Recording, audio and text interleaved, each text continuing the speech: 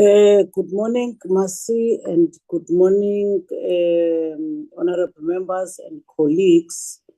Can we start, Mercy? Yes, Chairperson, we can start. Morning. Good morning.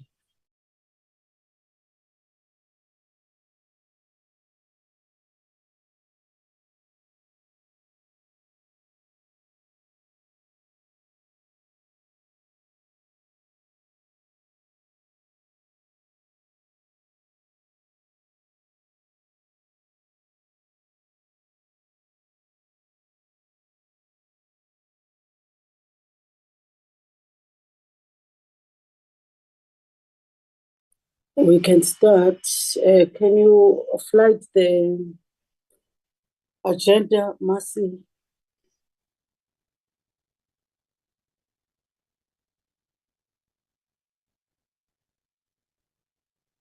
Good morning once more, honorable members and colleagues in the platform, the ministers, Minister Noxolo, good morning.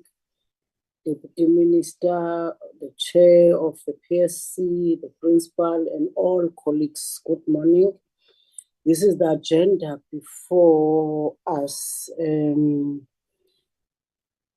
me then welcome all of you in this meeting.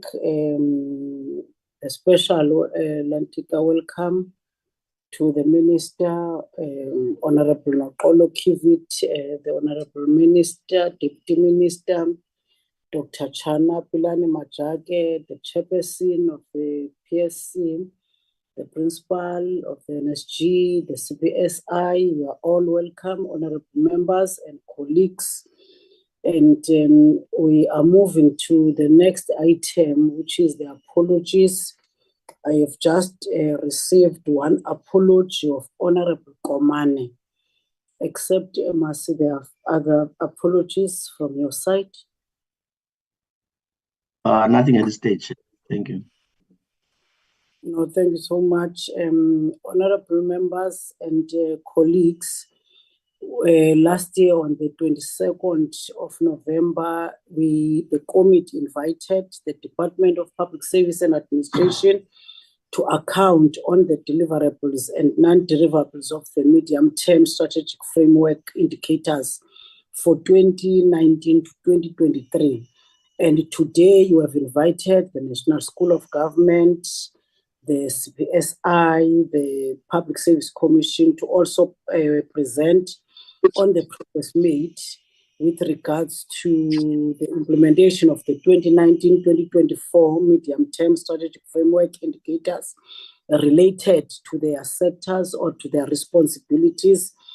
And now, today, you must know that as they present, honorable members, we are also, building up towards drafting the committee legacy report for the sixth administration, which is the last, our sixth term, honorable members, since 2019 to 2024.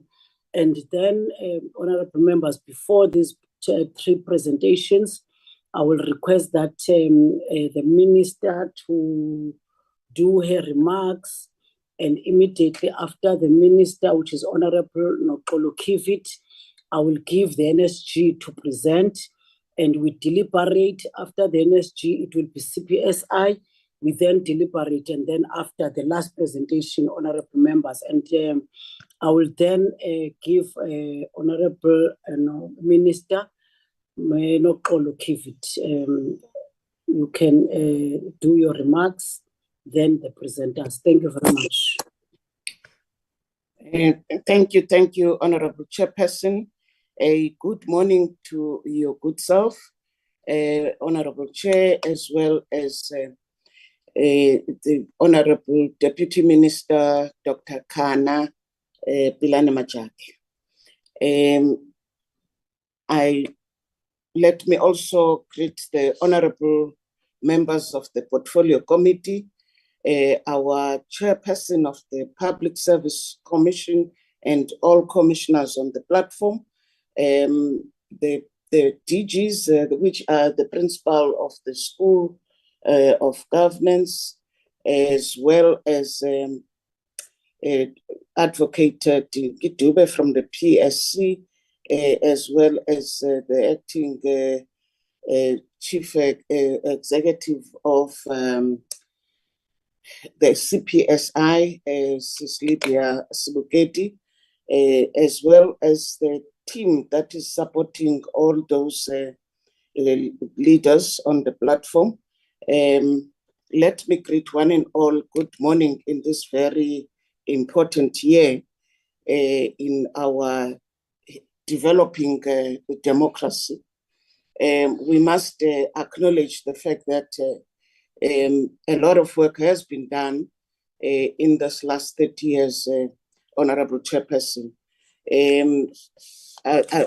South Africa is not the same since 1994. Anybody who wants to make it as if it is the same, it's definitely someone who was not here. I was quite intrigued and excited at the same time when Honorable Mantashe in the debate during SONA was highlighting to us actually that before 1994, we never had one DG, which is a head of department that would have been African in government. And today, we boast the majority of them being African in our space, which is the public service. And a lot of transformative pieces of legislation have been passed since. Let us be reminded that that work of transformation, it's not work that starts and stops. It's work that continues. We passed the Public Service Act some years ago, and now in front of Parliament, we will be debating next week the amendments thereto, which seek to further drive and seek to further ensure that we create this South Africa that we all can be proud of, a South Africa that is non-racial, that is non-sexist, that is democratic, and that is prosperous. And we can't therefore think that because we passed the law then, it is still relevant or it is still doing what we expect it to do. Hence the amendments. We will be debating next week 2 of the bills from the department that seek to drive the necessary transformation, that seek to enhance the capable state that we all would want to see. And therefore, Honorable Chairperson, it is true that with the institutions that you have invited to account today, each will be showing a case, their own work as the various institutions.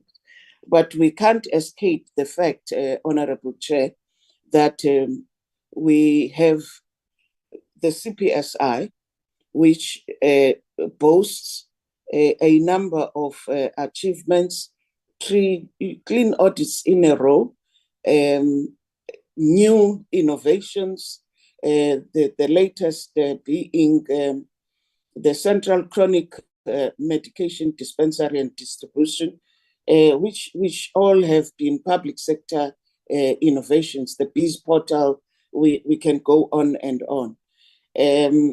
We also boast the Public Service Commission, which has achieved above 90% in terms of performance in all its programs. And in comparison to previous financial cycles, there's a good story to tell, which the chairperson is here. I wouldn't really want to speak on their behalf when they are here.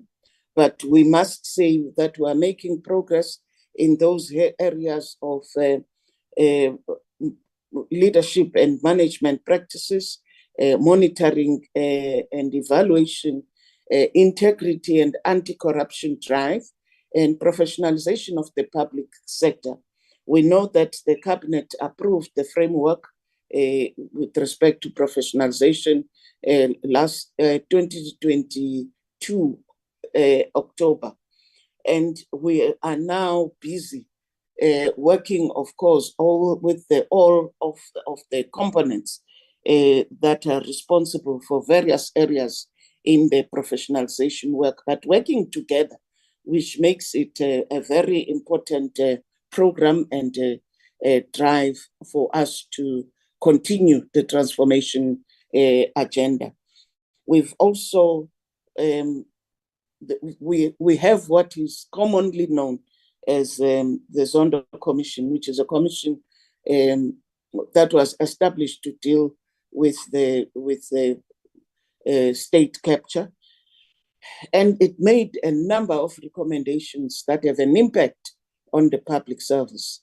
And the professionalization work takes into account those recommendations and is busy with programs and projects that seek to ensure that those issues raised, especially with respect to the anti-corruption drive, are attended to systematically.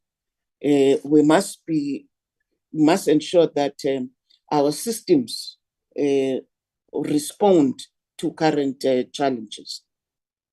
And therefore, allow me, Program Chairperson, Honorable Chair, to also indicate that the Chairperson of the Public Service Commission is on the platform and will be talking to these areas because they've worked well together with the NSG and the DPSA in coming up with proposals and the programs that seek to respond to the Commission's recommendations. The NSG is hard at work ensuring that the strategy that they developed since 2019 is able to drive the capacity building of government, especially with respect to education, training, and development. The school has a number of programs that are in the presentations, which they will be sharing with the committee this morning. But in as much as the good story that comes out of the experiences in NSG is that in as much as we fight and see COVID as this terrible monster that besieged our people, but a good story and a good experience came out of it because it propelled government to find alternative means of doing its work. And hence now, with the experiences of NSG, the e-governance, e-learning programs came to the fore. And the program of the NSG to ensure that the education and capacity building in the state continues.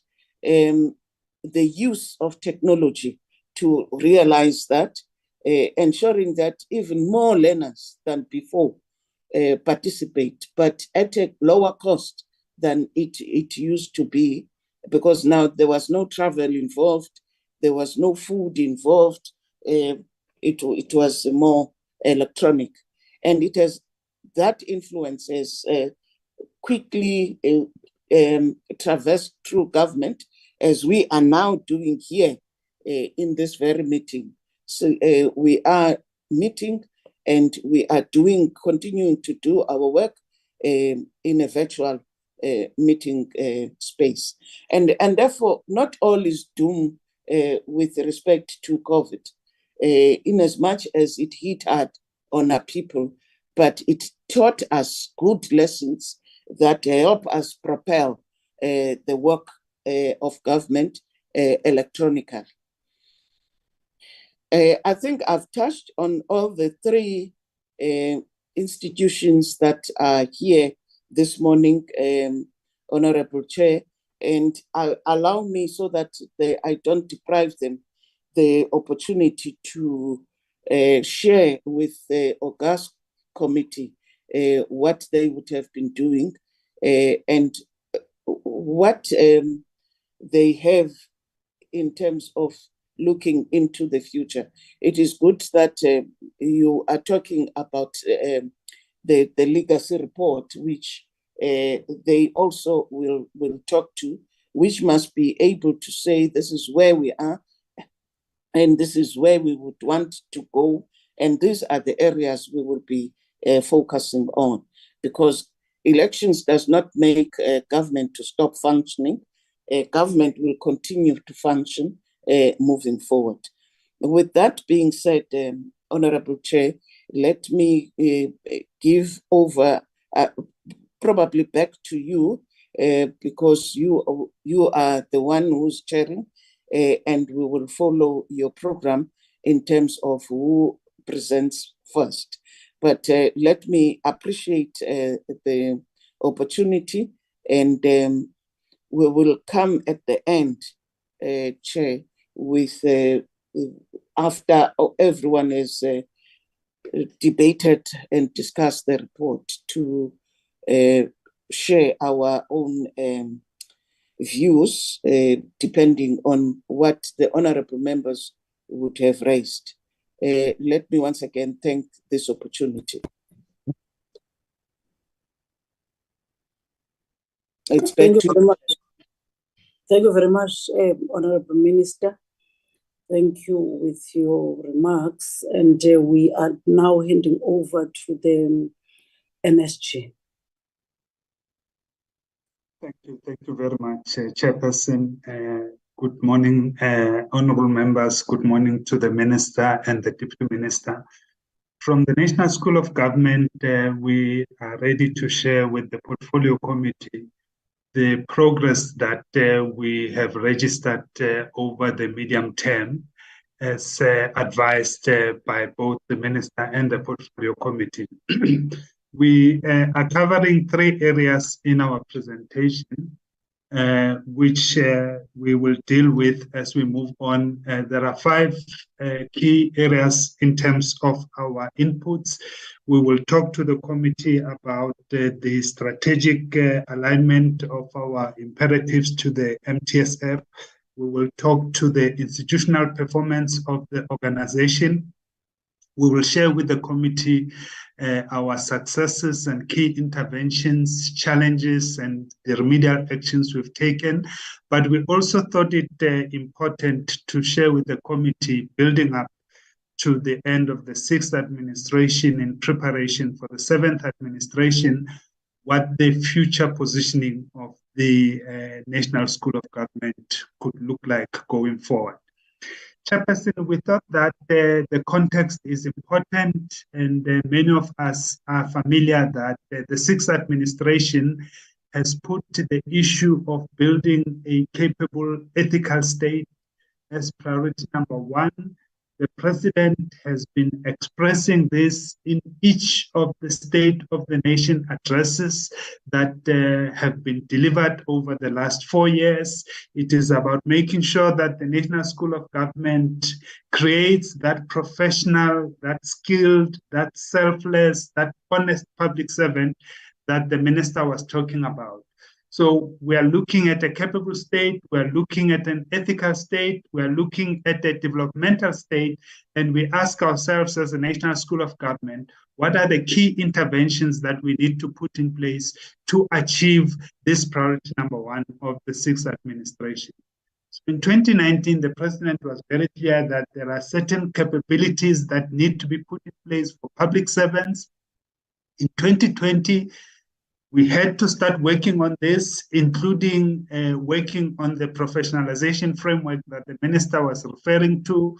In 2021, in the State of the Nation address, the President continued to emphasize the importance of the public sector and the need for us to build this capable state, including in the last State of the Nation address Recording in of progress. 2023, when the President then pushed us as the National School of Government to start looking at the issue of skills gaps and whether we needed to conduct an audit, a skills audit, that was focusing on frontline and infrastructure department, which is work that we continue to do and we will report on today.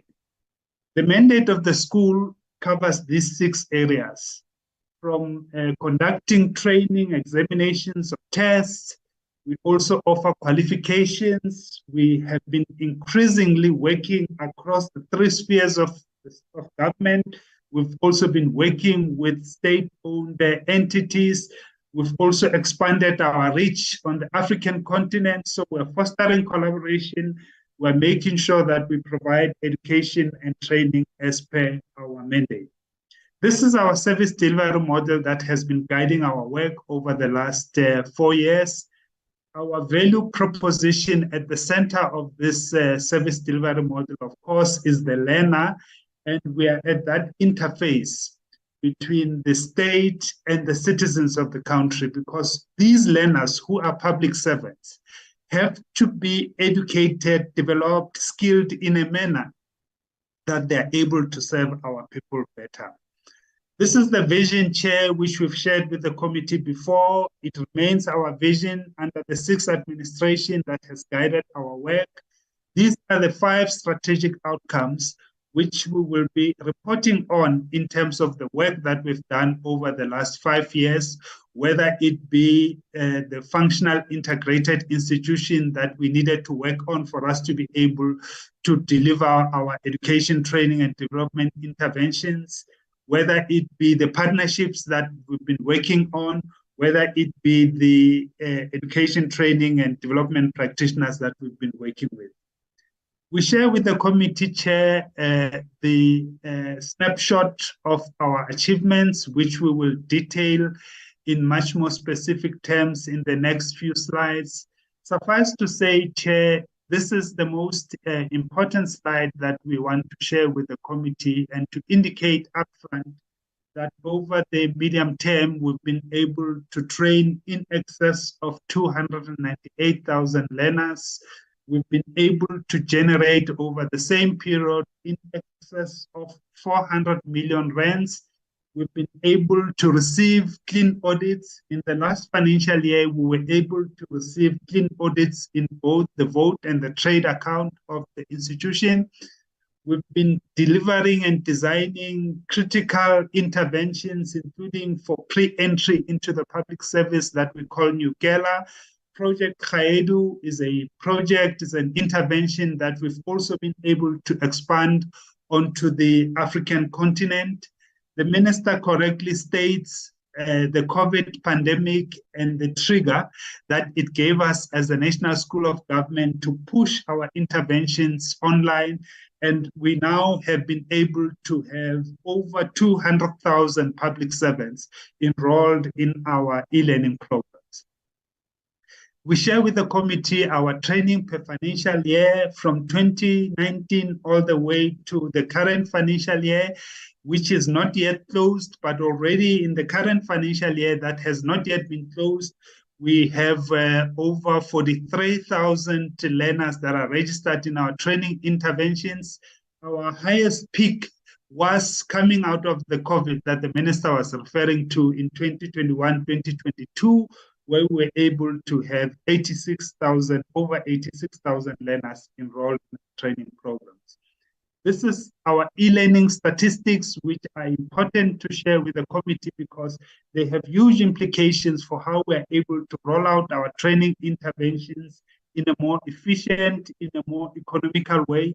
And we show in this slide how the numbers have been growing since 2019. And in the current financial year, 2023-2024, we're sitting at around 39,788,000 learners. This is the 5 pillars, Chairperson, that are key in the professionalization framework that was approved by Cabinet in October 2022. It shapes the interventions that we've been making over the last few months since Cabinet's approvals. We envisage as a school, but also as the ministry in its entirety, in fact, as the public sector as a whole, that these 5 pillars will continue to shape the work that we will need to do into the 7th administration as we build this capable state that we all desire. We share then the interventions and successes in more specific terms. This I have highlighted overall in that big slide. Suffice to say that our partnership with the European Union was quite a success that we would like to remind the Portfolio Committee around. We've also been working on this expanded mandate. Our mandate chair has been expanding over the period, and we've been doing a number of interventions such as the Economic Governance School that we are now even rolling out on the African continent, our interventions with traditional leaders, which are expanding the scope of the school going forward. We've introduced NSG Fellows programs, which assist us to utilize skilled, retired, senior public servants who become our fellows, but also international scholars who become our fellows. And they assist us to make sure that we remain cutting edge, we remain relevant, we remain responsive in all our interventions across the public sector. We've also been moving quite meaningfully into local government. We've had a very successful intervention with the City of Johannesburg, where we had a local government leadership development program. And we saw a number of those learners who were part of that program graduating in the last calendar year that we've just come out of. And we share with you, Chairperson, some of the wonderful pictures that are part of that graduation ceremony in the city of Johannesburg in the past year. We have, as we speak, 78 accredited programs that are accredited with various SETAs. We are working on full qualifications, which we hope to roll out in the financial years 2025, 2026, and also 2026, 2027 going forward. This is part of our work to make sure that the school is able to, in future, offer proper full qualifications, whether it be at NQF level 7 or NQF level 8 in the public sector. We also are working on a number of studies, Chairperson. The committee has been at pains at various interventions to ask us as to what impact, what difference is our work making to the populace, to the public sector. And would like to assure the committee that we do conduct application of learning studies. These are studies that we undertake to try and check and see whether those who've gone through our training interventions are making a difference in their places of work, whether those interventions are making a difference in relation to serving our people better. And we've conducted about 28 application of learning evaluations so far, and also 6 impact studies that we are busy working on. We usually wait for about 6 months after the intervention. So we intervene, we train, we wait for about 6 months, and then we go back after that 6-month period to check whether there is a difference that is emerging in terms of the work that we've done. What the studies have shown is that participants' knowledge does increase once they've been exposed to our interventions. It also shows that participants do acquire learning as part of the interventions that we provide. It also shows that departments and municipalities are able to benefit from the work that we do with these learners when they go back to their places of work. However, it's not all green and beautiful. There are still areas that are problematic. where departments, for example, do not send the right people for training, for instance, people who are just replaced at last minute, who are not earmarked for that training, we see the impact is minimized there.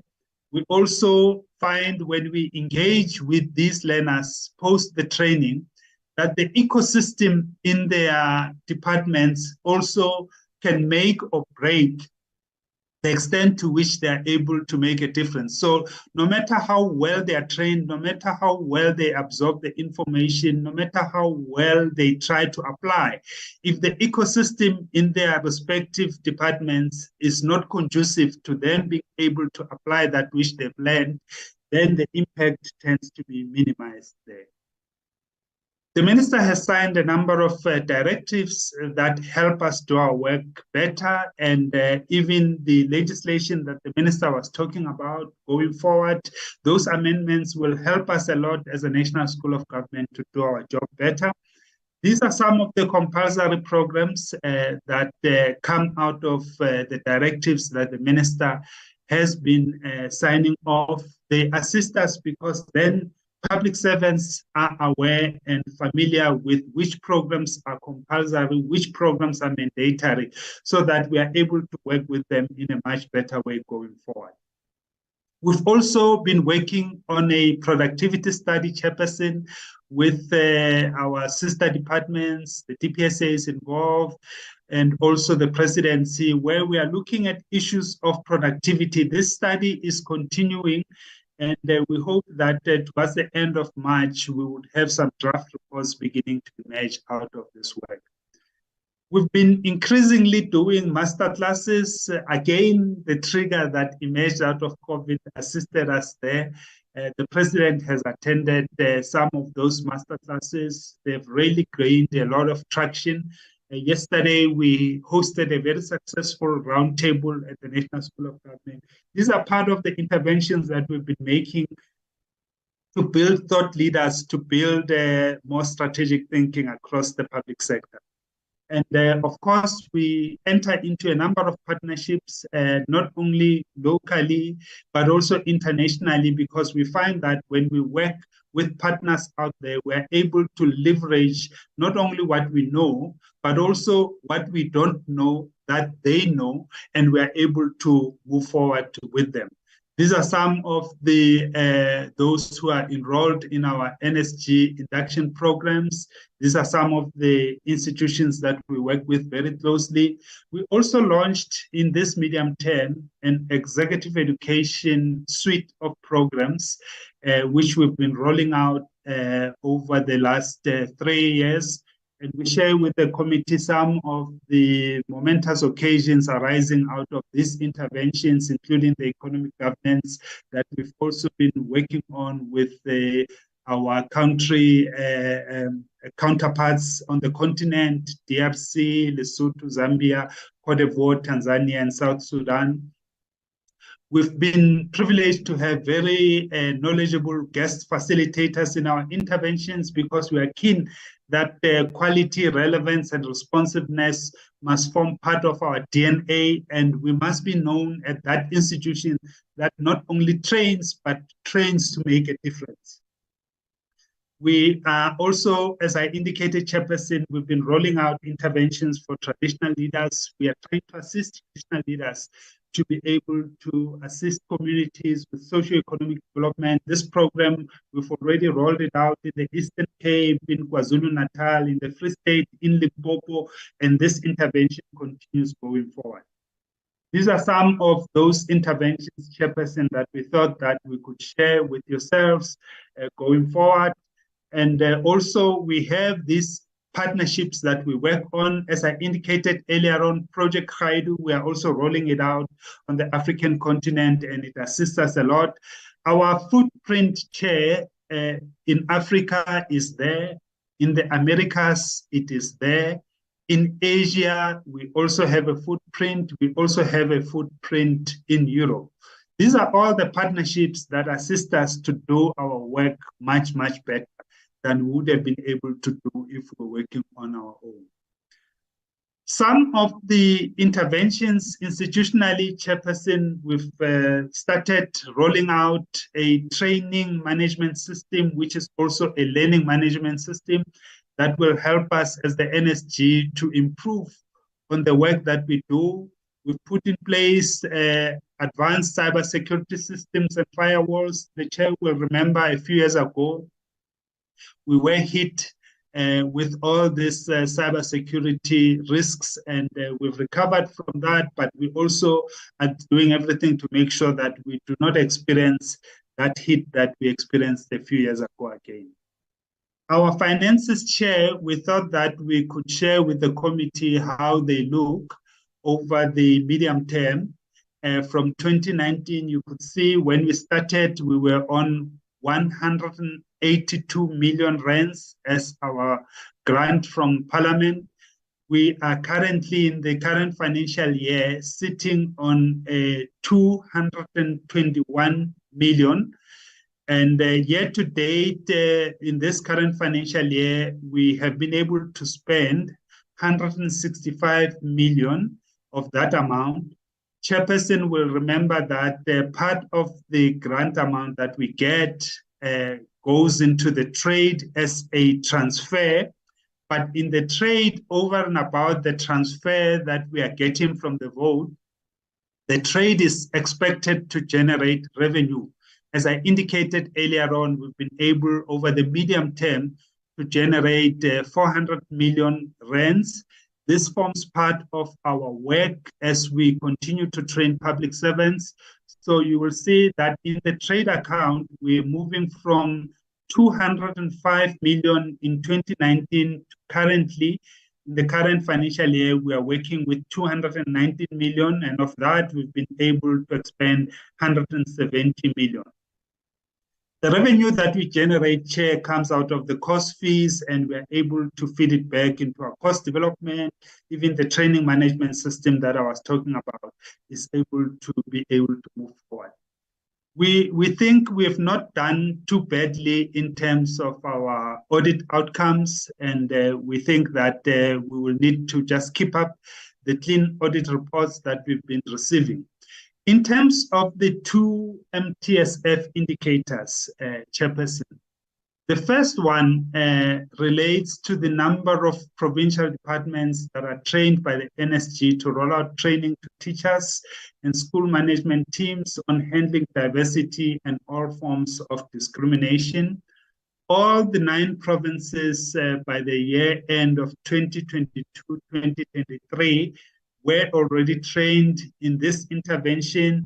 These are the modules that form part of that intervention. It comes in 4 modules that deal with issues of inclusive education, issues of learner diversity and intersectionality and equity, issues of inclusive school communities, and also issues of inclusive teaching and learning practice.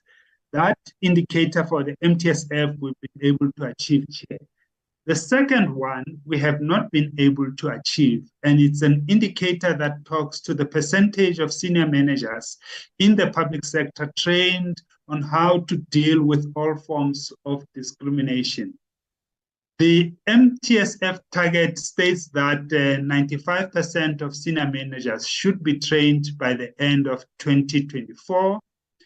By mid-year, we have 1,481 learners that are registered for the course. But to mitigate the difficulties with this intervention, firstly, to remind the committee that the implementation of this indicator is dependent on the senior managers in the public sector enrolling for the course. So the course is there. The course is available. If senior managers had enrolled for it, we would have been able to achieve this target. But they have not been enrolling for it. We then looked at the fee, which it came with a fee of about 265 rands. We removed that fee as an attempt to encourage senior managers to enroll. So it is now being offered as an open online course for all public servants. Our sister department assisted us further, Chair, and issued a directive, this is Circular 11 of 2021, to make this course compulsory for senior management. And we will be engaging now with DPSA chair, because we think that over and above making the course free, over and above the circular that makes it compulsory, it would be advisable and will assist us a lot if it could be put in as a requirement that must be in the performance agreements of SMS, so that, you know, SMS members, when they sign performance agreement, this becomes a requirement for them to enroll to conclude this course, so that we are able to achieve that indicator going forward. With regards to the future positioning chair, we're busy redefining how we build the capacity for the state. We are, of course, embracing our expanded mandate, and we're looking at what the implications of it are. We are redefining what our learner or our client means. We've increasingly, again, triggered by the professionalization framework. We've been working with board members of SOEs. We've been working also with the members of the executives, traditional leaders, as I mentioned. So our mandate is expanding in terms of defining who our client is, and that will form part of our future positioning as the NSG. We will have to recalibrate our offerings as we move into offering the full qualifications that I mentioned. We are looking at the partnerships that we have. What are they giving us? What are they not giving us? What could be the areas that we need to strengthen? And of course, all of this will have implications for how we are configured ourselves as an institution. So we have to look at that and see what it means. And these are the areas that we are looking at, Chair, going forward, the NSG becoming the lead institution building state capacity. We would have to increasingly be more and more citizen-centered. We'd have to make sure that we, at the same time, worry about niche markets, worry about continuing learning and professional development triggered by the framework, issues of skilling and reskilling in this new world that we live in. Are we future ready in terms of our skills? Because the world is moving on. Many of us talk about artificial intelligence and the implications it might have on all of us. We need to prepare public servants for all of this. Of course, our partnerships will be critical. Of course, we'll have to deliver to scale moving forward. So we'd have to use all these modalities, face-to-face, yes, synchronous, open distance learning, yes, look at how we blend our learning interventions, look at our just-in-time interventions, look at issues of peer interaction, because we can learn from each other also as peers, and we are also hoping to increasingly move into this area of immersive learning, where public servants can immerse themselves in their learning environments before they go into the real environment, the whole notion of a simulator going forward. So we're also looking at us becoming a fully fledged examination center, also dealing with issues of recognizing prior learning. The issues around digital and the innovation would have to be critical, working closely with our sister department, CPSI. The issue of the campus chair is something that we will have to also confront going forward. Also, the issue of us, over and above the partnerships, having in-house subject matter experts that can assist us. The current MTSF period, Chair, coincides with the 10-year milestone of the establishment of the school, which we celebrated sometime last year. So despite the challenges during this period, including the COVID pandemic, we feel that we've been able to sustain our commitment to building state capacity and institutional performance. As we prepare for the next administration, we recognize and we appreciate the support that we've received from the portfolio committee, and we feel that our engagements with the committee have certainly shaped our strategic posture and also the interventions that we've made so far. Thank you very much, Chair.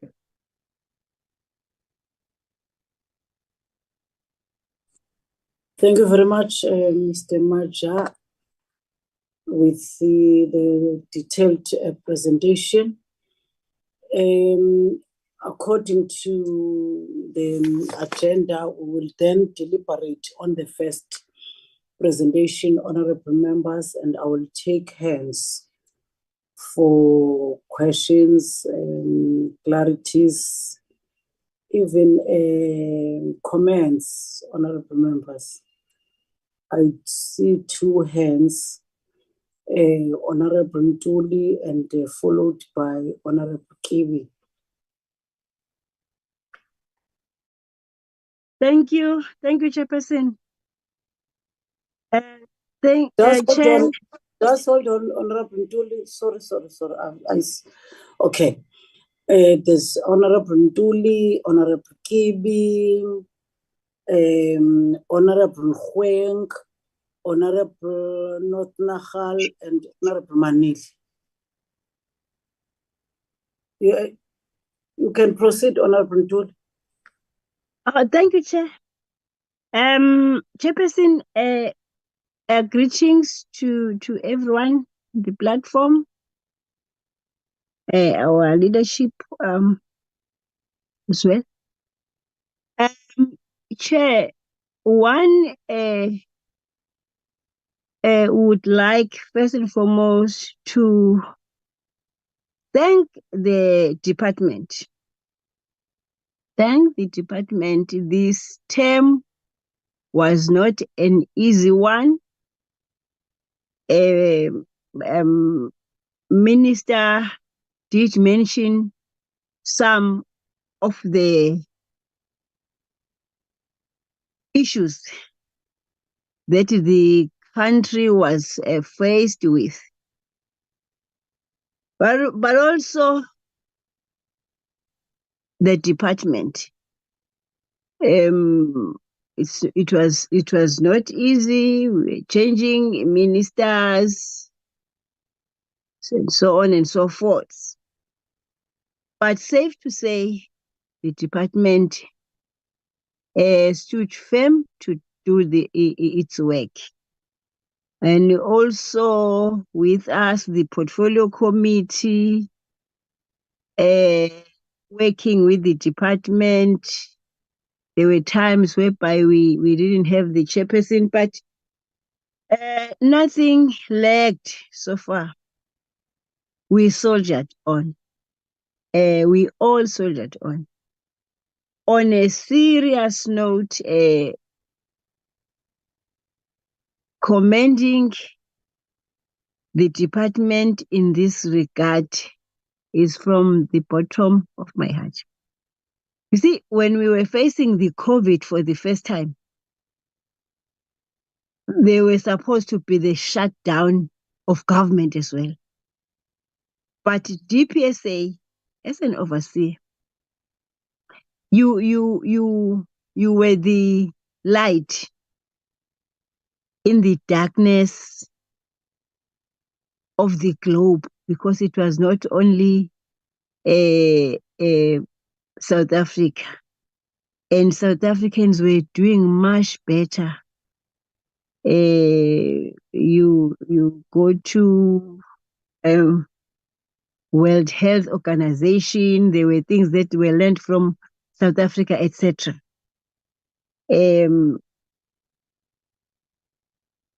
Minister, when you came in, it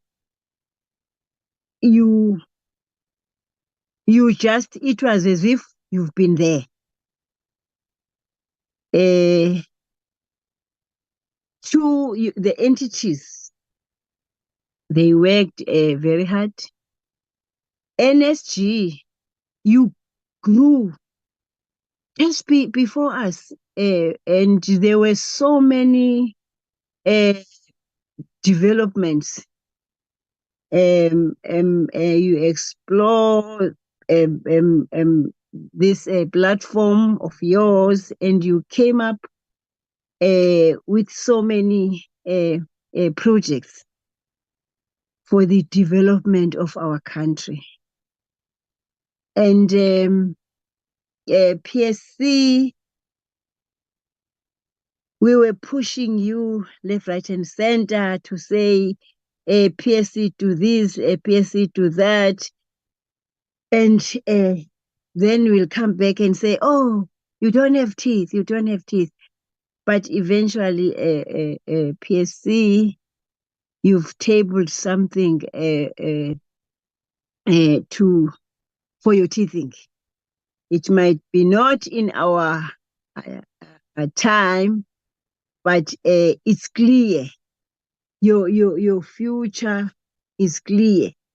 We were all fighting for a world a class of some sort, a world public service class of some sort, and really one can call South Africa a developing country, but there are a lot of things that we've done despite being developing.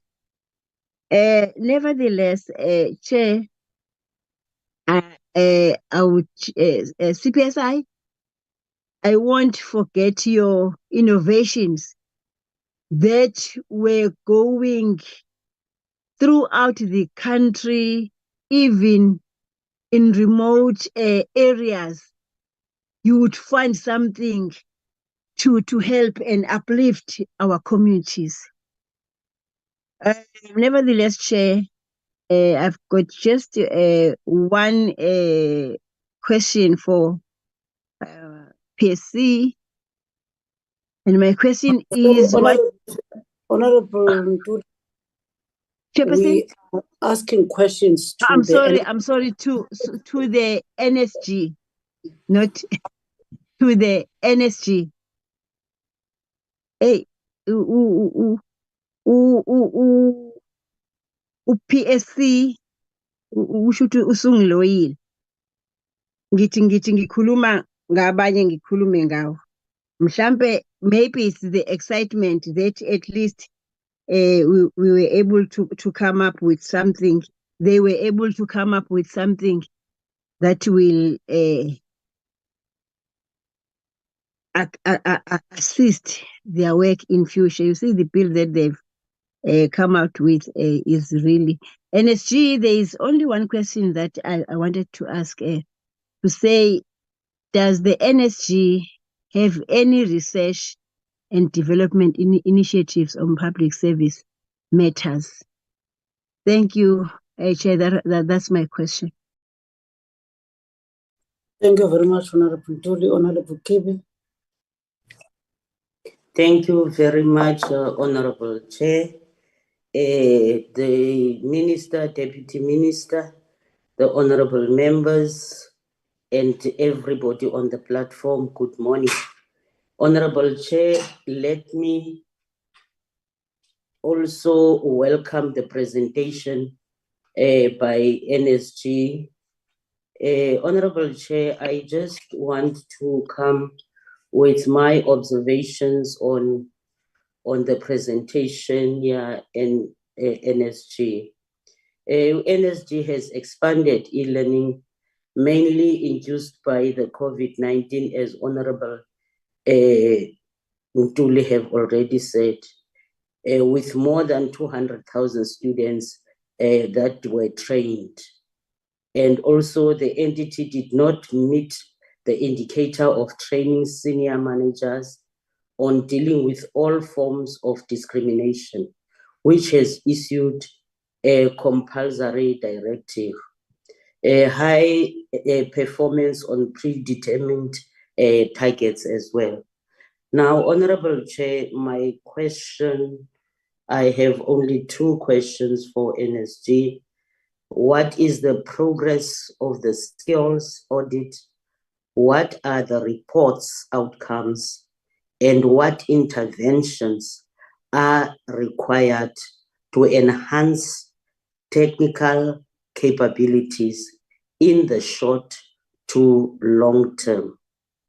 And my second one is, how effective is e-learning in improving learning outcomes, and how does the NSG ensure its e-learning platforms have effective assessment?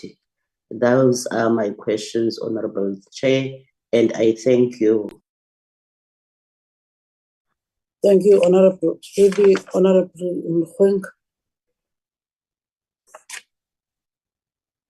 Yeah, thank you very much, Honorable Chair. And let me greet my fellow colleagues, commissioners, and all the participants. You know, it's unfortunate that I joined this portfolio committee very late. But with the presentation presented here, particularly the National School Governance, it really indicates that we are heading towards the right direction. And as I went through all these documents as they were made available to us, I realized that this particular department, it's registering a very significant strength insofar as its roles and responsibilities are concerned. However, I wanted to just get clarity insofar as the impact the NSG is making with regard to all those particular programs that they have unleashed. And the question I want to pose is that what are the impactful things that the institution can highlight? Those really, we can say, really these particular things had a very serious impact. Thank you very much, Chairperson. Thank you very much, Honorable Mkhweng. Honorable Notnagel. Thank you, Chair, and good morning to everybody on the platform. I would just like to ask one question, and it's the following. How has the institution harnessed cooperative functioning with the department over the past 5 years? That will be my question. Thank you, Chair. Thank you, Honorable Notnagel. Honorable Maneli. Morning, Chair, and good morning, honorable members, Minister and DM, and everybody on the platform. Chairperson, I wanted to check if there are any training opportunities that NSG has done with international partners or institutions. Also, Chairperson, what is the NSG policy concerning the use of AI, such as the chat GPT? Thanks, Chairperson. Thank you very much, honorable members. I don't see any hands from honorable members, but like Honorable Ntuli, I wish to appreciate the work of the NSG, and especially we had a difficult sixth term since 2020 and until 2022 that were affected by COVID. But I want just to ask two easy questions from the NSG. One, I wish that the NSG can tell us more on their long-term perspective. And if they do have, what is it, can they develop also into a university?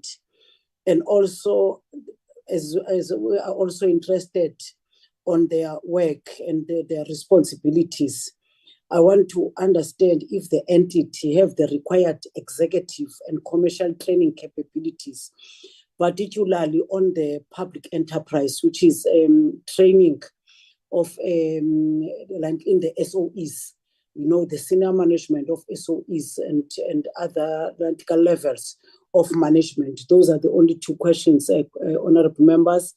and I will give them to respond to all the issues that have been raised by honorable members, because I don't see further hands from honorable members. And thank you, Mr. Maja. Just before maybe I just received, I understand, Mercy, there was a letter that was sent, I think 1 week ago, by the principal of the NSG that they will be in Zambia during the course of this week until Friday. I've just also received an SMS, and I wish, as part of the apologies, please also note, honorable members, the apology of the principal of the NSG. And thank you, Mr. Maja. Thank you very much, Chair. I'll respond to the questions, Chairperson, and with your permission, my colleagues can add. Let me start with the first question that is raised by Honorable Ntuli, whether there is any research on public service matters by the NSG. Yes, Honorable Ntuli, we do conduct a lot of research. One of the research work that we are busy with now is on productivity in the public service, and we are working with DPME and also DPSA on that. We're hoping to complete that study by the end of March. We will have some draft report by the end of March, which will begin to tell us whether we're productive in the public service, what are the problem areas, and so forth. Honorable Ntuli will also recall during COVID that we were tracking, as part of our research work, all the interventions that the state was making in response to COVID and what the implications of those interventions are, which we shared. We've also done work looking at the issue of science and technology skills in the public service to try and understand how widespread or limited are science and technology skills in the public sector. So we conduct a number of research studies looking at various aspects of the public sector. Some of them, in terms of the findings, then inform and or shape our own interventions going forward. The second issue is raised by Honorable Gibi in terms of the skills audit progress. We have made a great deal of progress with regards to the skills audit under the guidance of the Minister. In fact, we have been able to finalize the first part of that work in terms of the situation analysis that we've been doing in those departments. We are engaging with the departments at the moment to share with them what is beginning to emerge, for them to corroborate whether we are on the right track and whether some of the findings we are sharing with them make sense to them, or whether we've missed out on any aspects. Some indications that are beginning to emerge, Honorable Gibi, for example, we are finding that the mandates of these departments are well defined through legislation, and we are also finding that their strategic alignment to the MTSF priorities is very strong. So those are some of the very good things that are emerging out of the work that we are doing. Of course, when we are looking at skills and competencies, we're finding that there are still some issues around critical skills, whether it be in relation to project management, whether in relation in the sector of construction and property management, for example. So we're looking at all those issues, whether there are skills gaps in management, in governance, and so forth. So once the study begins to gain shape in terms of the findings, we will be ready and available, Chair, to share the formal and final findings with the committee. The second question by Honorable Gibi relates to e-learning. And yes, I can confirm, Honorable Gibi, that our e-learning interventions are effective, not only in terms of the learners that enroll and that complete. Our completion rate is very high.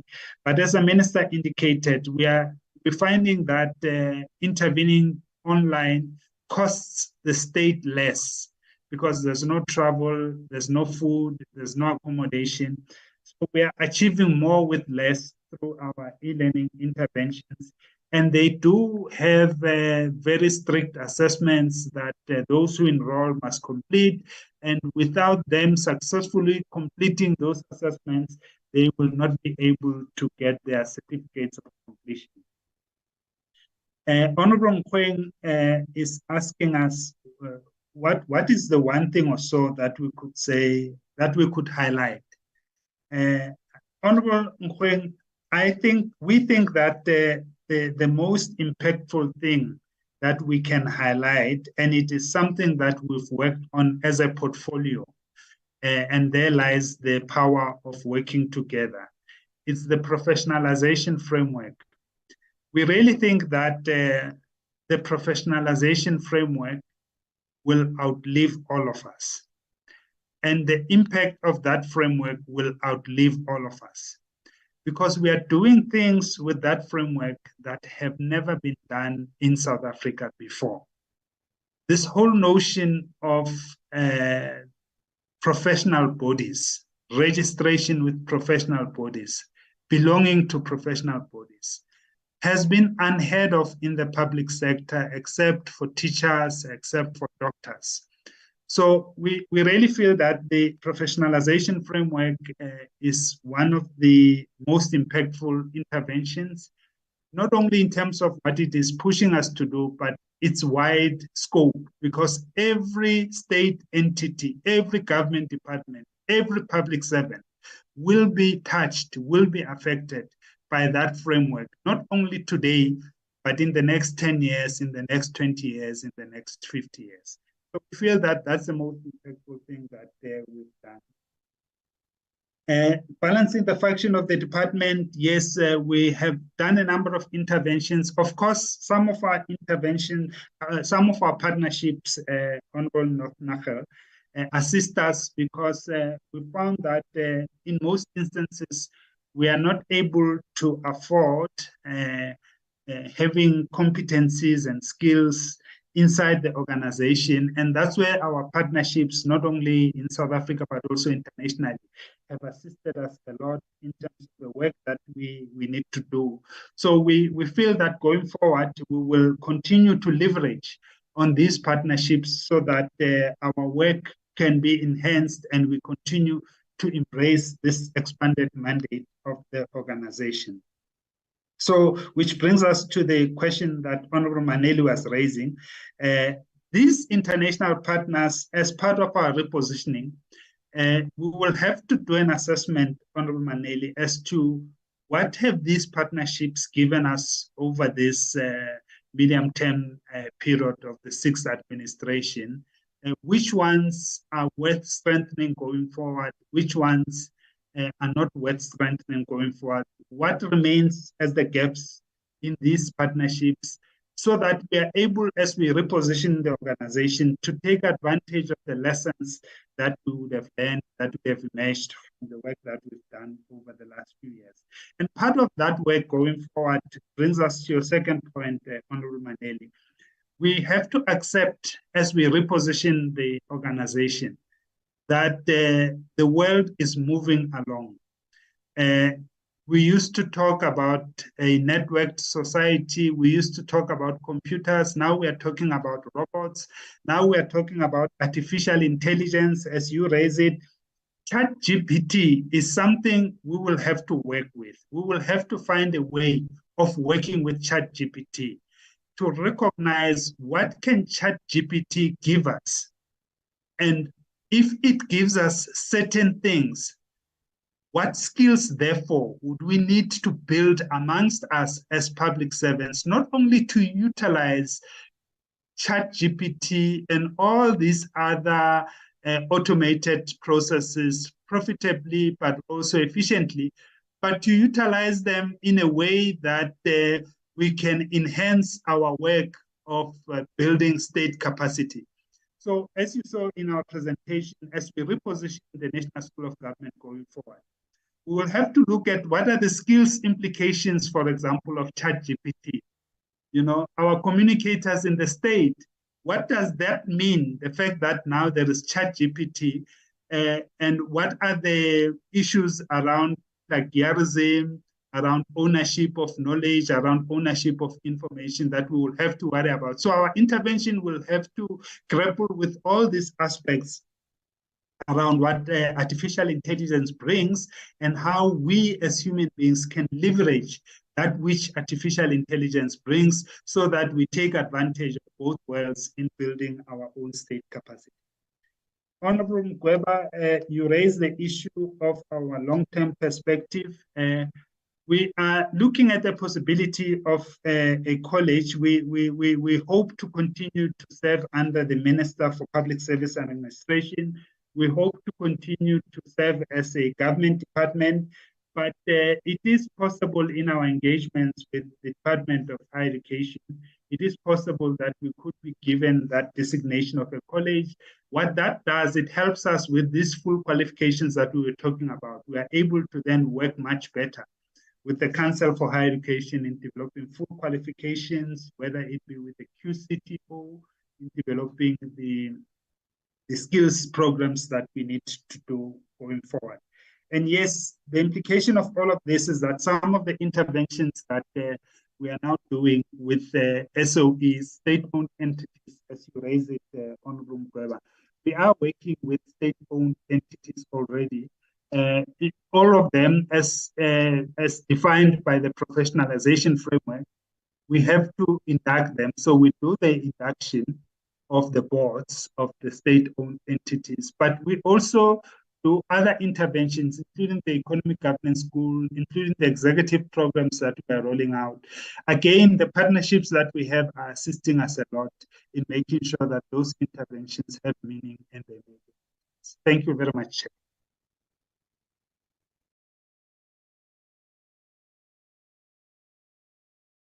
No, thank you very much, Mr. Maja. And with your responses, if there are no further colleagues from Chair, Askis, you did give me the Chairperson. Yes, with Honorable. your permission, thank you. Chairperson, I just forgot one thing to NSG. I wanted also to commend NSG on the project on the discrimination of women. You see, Chair, women had been victims of all sorts at the workplace, forced to do weird things, treated as minors, not given a position, and so on and so forth. Now, if there is a cause now, I think it will gel to everyone at the workplace that women's rights are human rights too. Thank you very much, Chairperson. Thank you very much, Honorable Ntuli, with your last comment. Now we're moving to CPSI. Good morning, Honorable Chair, honorable members, and greetings to Minister and Deputy Minister, the Chairperson of the Public Service Commission, and colleagues. I will be taking you through the presentation in terms of highlights of performance, achievements and non-achievements for the period under review. In the next slide, that's the outline of the presentation. We're looking at the 5-year strategic plan of the CPSI, which obviously cascades from the mandate of the Public Service and Administration portfolio as part of us building a capable and ethical and a developmental state. I think what needs to be emphasized is that the CPSI, as small as it is, has a huge responsibility to reach out government-wide in terms of facilitation of the entrenchment of the culture and practice of innovation to improve service delivery as well. The targets that have been set also talked to the MTSF as well. we are guided by a government notice that was published way back in 2011, which sort of outlines the vision as well of the CPSI as a solution-focused public sector innovation. We do that through the mission of entrenching an innovation culture and practice in the public sector. I need to add that it's actually not easy to do that. As you can see, reaching out to over 1.2 million public servants in the two spheres of government, including municipal, local government level as well. This slide, honorable members, just shows how the CPSI then unpacks the functions as outlined in the government notice. We do needs-driven research, not empirical research, needs-driven research, just to dig deeper and find out what causes the service delivery challenges. We do a lot of development. We also do anticipatory innovation to a limited extent.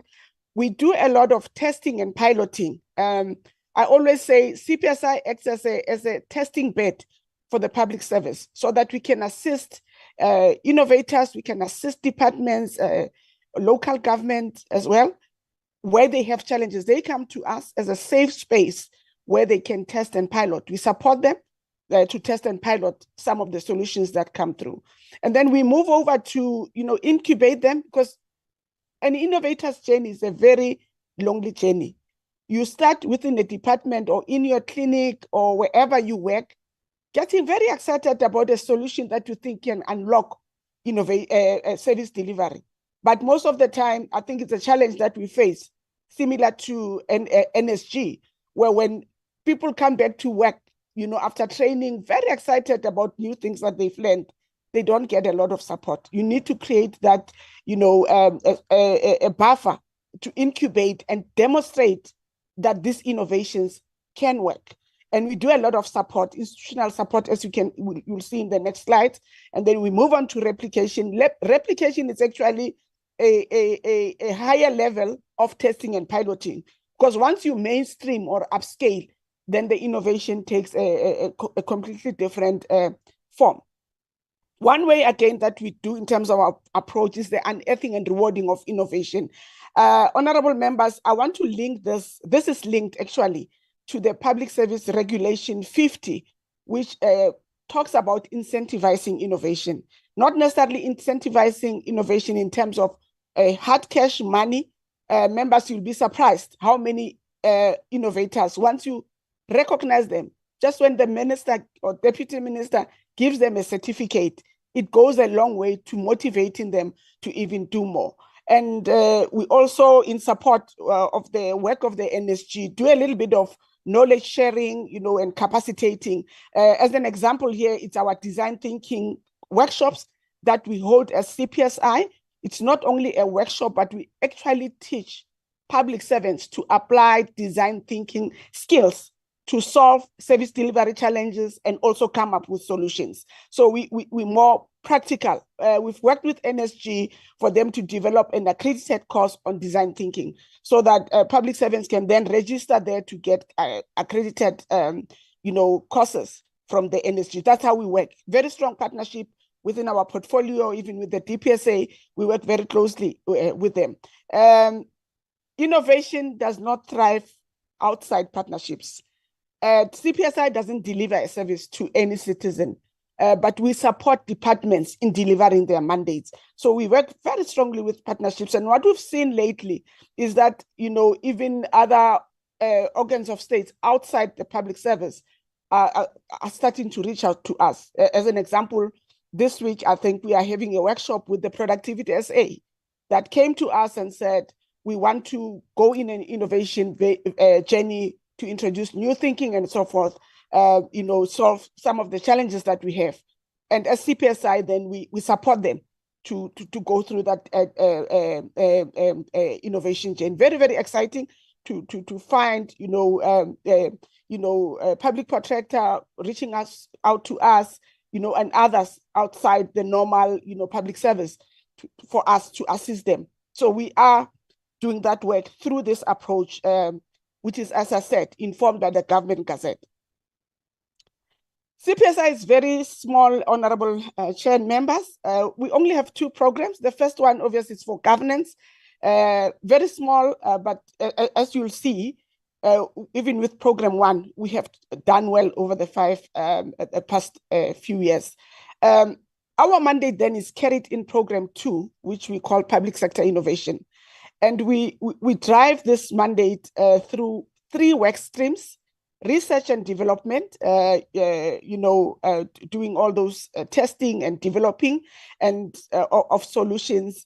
Lately, one of the things that we are proud of, and I think that needs to be highlighted, is that we've been pushing to in-source system developers. We do have IT skills in the public service, but a very small number of these ICT skills can actually develop, do coding and develop software to assist the government. As you've heard from NSG, and I think you'll hear again from other departments as well, investing in ICT can be very costly as well, in terms of putting systems in place and so forth. So one needs to make sure that we reskill this IT personnel to make sure that they can then move from just doing desktop to ensuring that they provide, real IT. We are faced with AI, machine learning, and we don't have those skills within the public service. But we believe that if we do reskill some of our public servants, I mean, as an example, years back, we used to have what we call a typing pool. It was a common thing across the public service that if you work in a hospital or anywhere, there'll always be a typing pool where you can take your typing work to a typing pool. But because of the advances in IT and so forth, we no longer need an IT, pool. We've reskilled people. We are able to develop our own, documents and so forth. As Tate Maja said, then you go to ChatGPT that can then, work on your flow of the document and so forth. So there are things that we try to do when we do research and development. Institutional support and replication, we also do it, where we support departments and some organizations, and we facilitate the replication of these innovations. That work stream, we call it enabling environment and stakeholder management, to make sure that we create an enabling environment for these innovations to flourish. Not easy, but we have to make sure that we keep the culture, we entrench the culture through various knowledge platforms. And again, one cannot separate innovation and knowledge management. You need to make sure that whatever we capture as knowledge is then shared. We create repositories that can then benefit the whole public servant. We were just wanted to show honorable members, this is how small the CPSI is, but amazing things are coming out of the organization. We've also tried to, increase the capacity, not much. When I joined the CPSI, I think then it was less than 10 people on the establishment, but systematically we're trying to, capacitate the organization, bring in the right skills. We're standing at 33 staff members at the moment, from the ED to the security officer, currently 9.1% vacancy rate. And because we are so small, the numbers can change radically. If 1 or 2 people leave, everything will look differently. We're trying to also look at, equity as well. As you can see, we still need to bring a lot more youth in. If we do, if you advertise a post for a system developer, most likely it will be a young person coming in, because that's the space that the youth are in. In terms of the plan, we have 2 outcomes, and I think it's one of the things that we do at CPSI. We try not to have too many outcomes. It becomes harder to achieve, because then you don't have a lot of targets or to report on. We just have 2. The first one, effective corporate governance, that we then report on, and the second one, it talks about innovative culture and practice in the public sector being entrenched. Over the 5 years, this is where we are. We had set 5, if our 5-year target was 5, number of unqualified audit opinions. We've already achieved 3. Our track record actually goes beyond the 5 years. And we're hoping that even with this financial year that's coming to an end now in March, we will have a 4th clean audit. In terms of the second outcome, it's a number of innovative initiatives enabled. We had said 75 for the 5-year plan, but we are now at 69. We just had one target that we missed in 2021, but we're able to then pick up in the 2022-23, where we then exceeded by one target. That's our track record, honorable members, in terms of clean audits. We've tried.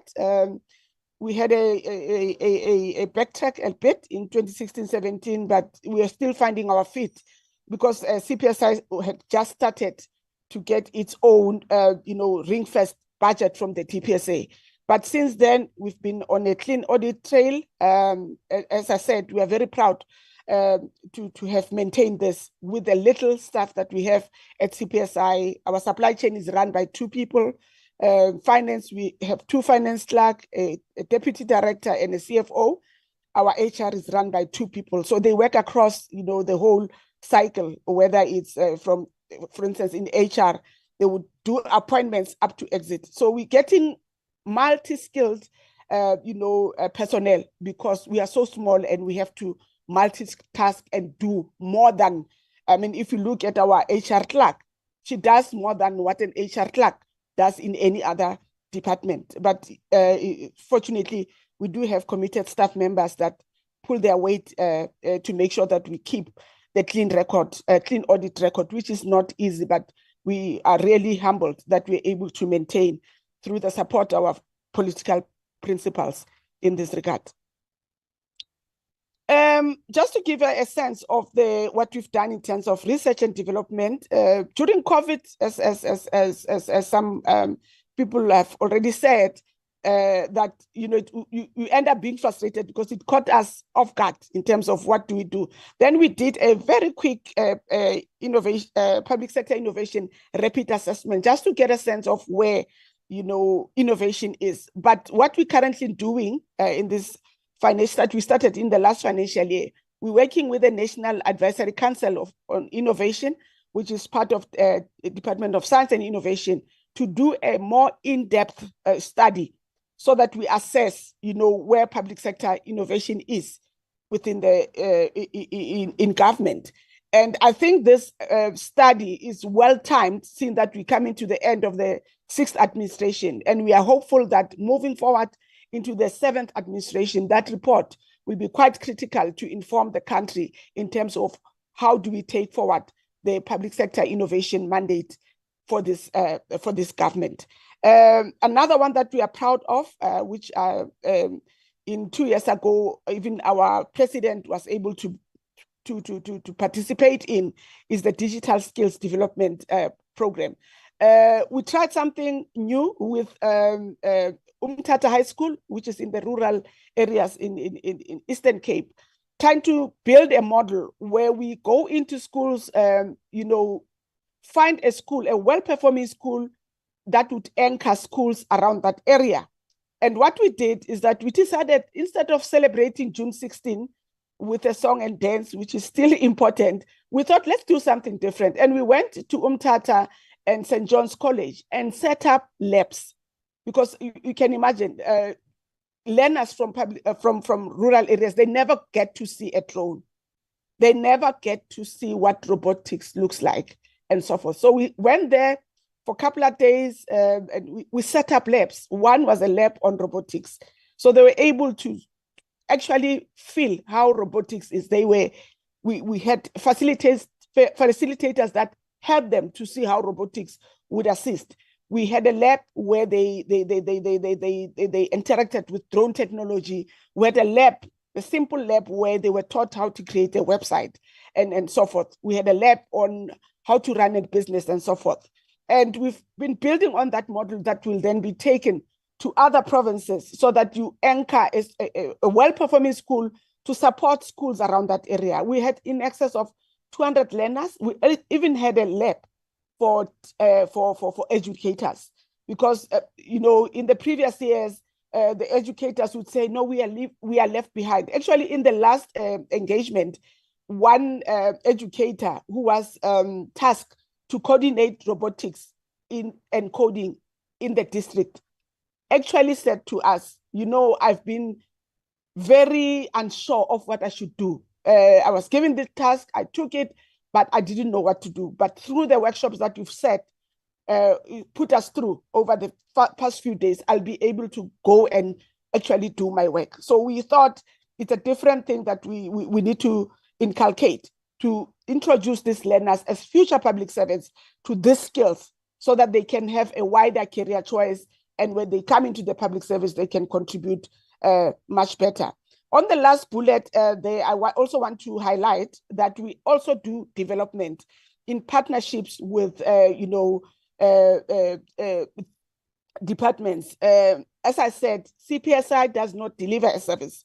And it's a global, approach that once you start developing solutions on your own without the service delivery point or the government department that carries the mandate, you're setting yourself up for failure. You need them from day one. So we work with them, for instance, with the EMS, it's called the Emergency Medical Services e-hailing system. It's similar to, calling an Uber or a Bolt.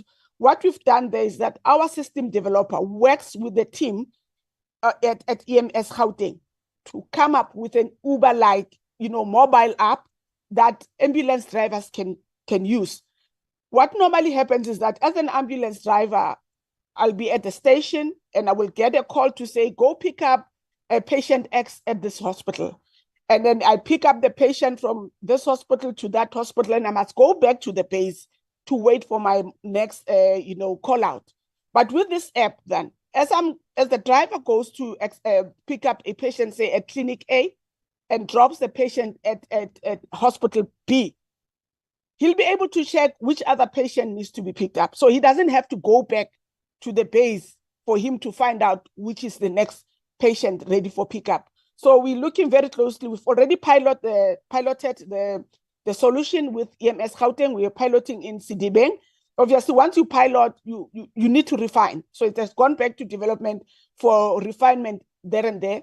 And also you need to make sure that you train people as you go along. We're looking very closely at that one, and we hope that it will then be rolled out to other provinces that they will take after Gauteng to make sure that they implement the EMS. It will save government a lot of money in terms of petrol and diesel and abuse of vehicles that are needed for service delivery. The next one that we're working on is with the Northern Cape Office of the Premier. This is a project that the Premier of the Northern Cape is very passionate about in terms of helping them to develop a virtual Tusong Center. We all know how sparsely, in terms geographically, the Northern Cape is. They only have 5 Tusong centers, and there's no money for them to build more. So we're working with them to develop this virtual Tusong Center that they can use to access more and more of their citizens. And honorable members, this will not replace the physical centers.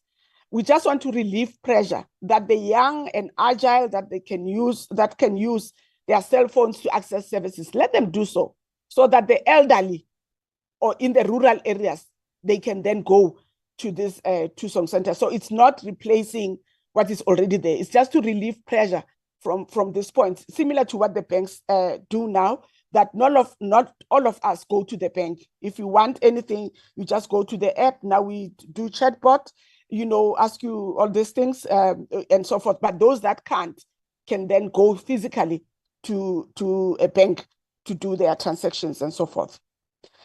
7 replication projects that we've done. Those are some of the examples. The e-learning solution was also done during COVID, but I need to emphasize that due to the budget that we have, we are unable to go to the whole province as an example. But because our role mainly is to test, pilot, and incubate solutions, we work in limited spaces so that we show that this thing can work. so that, with the e-learning solution, we've even engaged with the Department of Basic Education, gave them lessons from where we were testing and piloting, so that as they implement a broader e-learning solution for the country, they at least know the challenges. Some of the challenges that we have, for instance, you go to a school, you find that you can only access internet in the admin block, but we want learners to go e-learning. You see, those are some of the minor things. Sometimes the areas has limited IP addresses, so it means not all 1,000 learners and say 30 teachers, educators can log in as well. So we test and pilot so that we can inform them how to make sure that if they go, they scale up the solutions, they are aware of these challenges that they need to address before even, rolling out fully. Another one that we are proud of, honorable members, is the digital forensic fingerprint project. These innovations that I'm talking about, we find them through an awards program. I will touch why the awards program actually, is very critical. This one, we found through the awards program an innovator sitting in a broncho-sprayed forensic services service point. He was troubled by, having deceased in mortuaries for months, and they are not claimed because we don't know who these people are. The bodies may be badly decomposed and so forth. That's what drove him, Willem, to innovate. He decided to say, but we use fingerprints, live fingerprints, to identify people. Can we find a specialized scanner that can pick up prints or some information about this individual who is, lost to his family? Probably they don't even know where this person is. And he really did worked with CSIR. They, tried a few things, and finally they were able to find something that works, that could identify, my information in terms of my credit record, my address, and a little bit about my fingerprints as well. And just from that implementation in one broncho-sprayed forensic services center, he then entered into our awards program, the CPSI Public Sector Innovation Awards program, where we recognized him. Once we recognized a project, we then put a little bit of seed funding to assist the innovation to move from 1 or 2 sites to say 4 or 5 sites. So we invest our project managers, we invest ICT equipment, laptops, and buying specialized scanners and all those things, the costs that are attached to it, so that we can see how robust the solution is before you roll out. And that's exactly what we did. And with this one, we ended up handing it over to the MEC in Gauteng. We've also handed over to the MEC in Limpopo. And we are still supporting it, to make sure that all the government mortuaries use the solution, because then it reduces the number of days where a corpse will be in the mortuary. Currently, I think the turnaround time is about 2 weeks for them to identify a corpse, a deceased person. The solution as well can be used in hospitals. I don't know how many times, members, you've seen on social media a picture of an unknown patient that the hospital is trying to, assist to locate the family. In that instance, you can actually use a simple fingerprint scanner to identify, this person. We do acknowledge that we do have a lot of unregistered,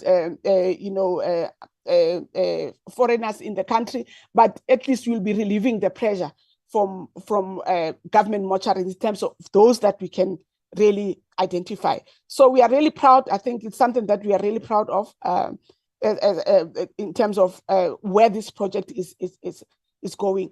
One thing that I need to highlight is that initially, with frameworks that you need to deliver in 1 year, we realized that the innovation journey doesn't understand that kind of language. You need to handhold this, innovators.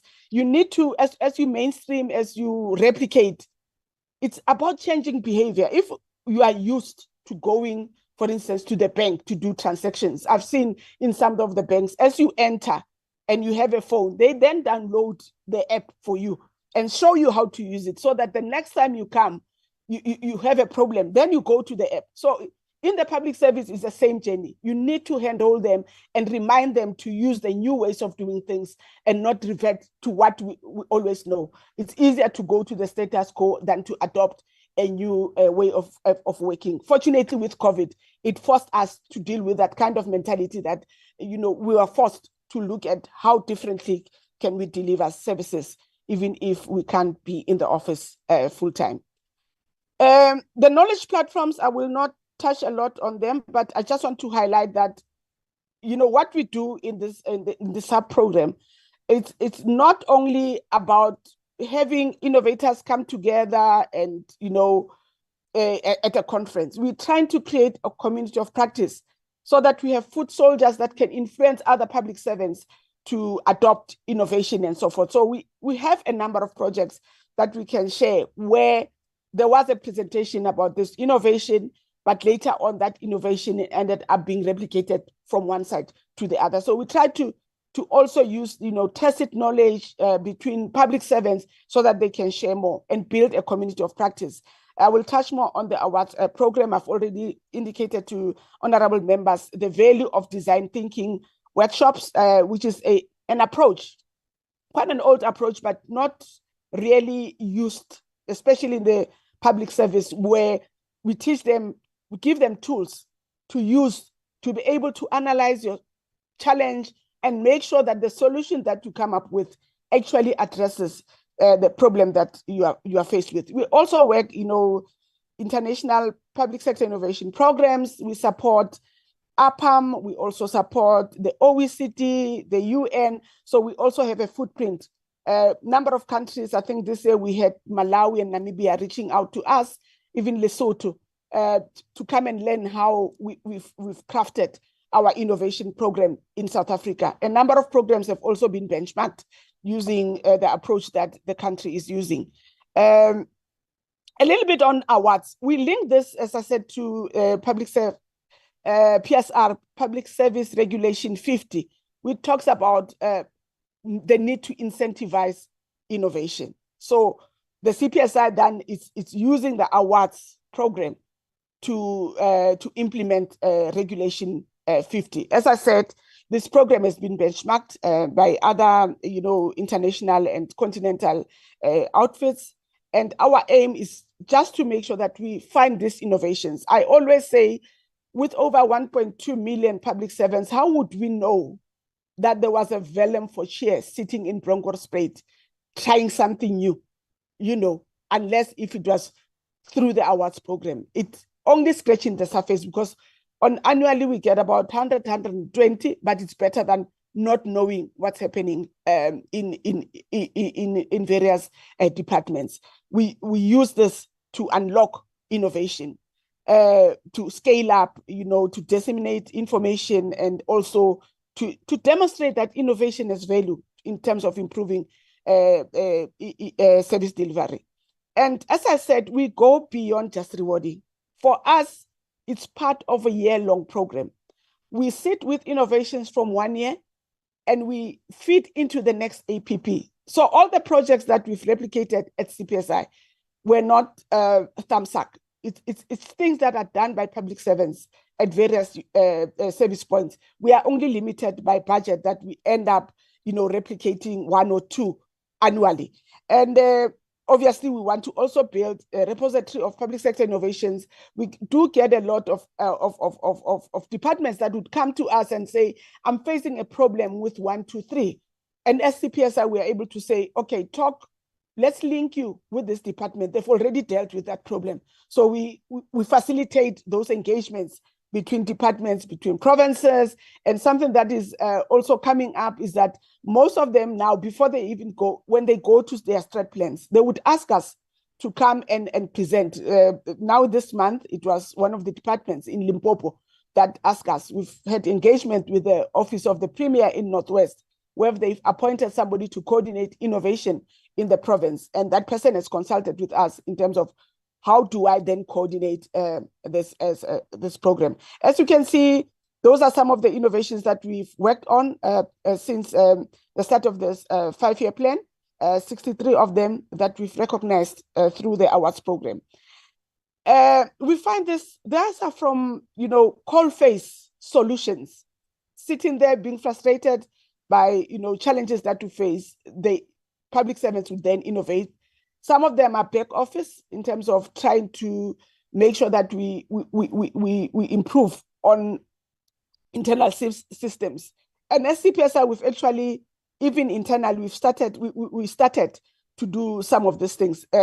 Last week, we had an engagement with our CIO. We're working on a contract management solution so that we can track some of our contracts and make sure that they don't fall behind. We're still developing the solution, but once it's ready, we will then share with other departments. I've mentioned the issue around replication and scaling up and the use of technology.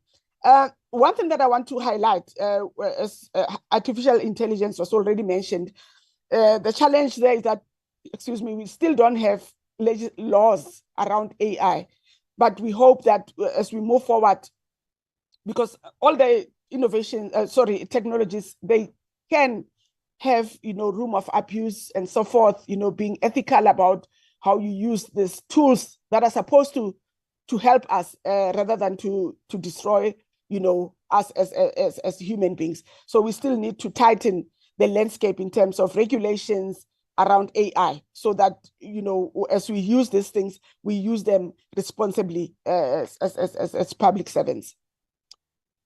We've also, something that we are proud of is our Trailblazer program. In 2019, we decided so that as part of influencing departments to in-source or reskill the ICT personnel. We then introduced a program to find this, what we call public sector innovation trailblazers. And since we introduced this, we found 23 of them in the public service. These are public servants that are coming up with solutions in various departments. And, if we were to implement this fully, I think we will save a lot of money as government, because then the IP will be then owned by government. You will limit using third-party licensing that locks us into long-term, expenditure and so forth. Because some of these innovations are there already, and we do have capable public servants that have done these innovations, and you'll see, as you'll see in the next couple of screens. We've done 3 reviews, a 10-year review that showed that, this is quite critical for one to find these innovations so that we can solve some of the service delivery challenges that we have. Another 20-year review followed, and again, key things came up. We need to make sure that, funding public sector innovation is one of the challenges that we have. We still talk about, if you are to procure, it's either you get 3 codes of what you want to procure, but if it's innovation at development stage, you are not clearly, you can't actually specify it because it's still in development. But we do not have, a landscape that would allow us to procure a solution at development stage. But it's something that we need to address going forward. I know the procurement bill has been on the table for quite some time, and we hope in the next round we'll be able to procure innovation, obviously responsibly, without leading to undesirable impact. As I said, another review that we did, the UJ, University of Johannesburg, did another review in 2022, as part of the broader survey with National Advisory Council in Innovation. And again, it came out that it's quite a critical program that we need to nurture, especially now with the lack of incentives in terms of, performance bonuses that came to an end. You need to keep public servants engaged and motivated.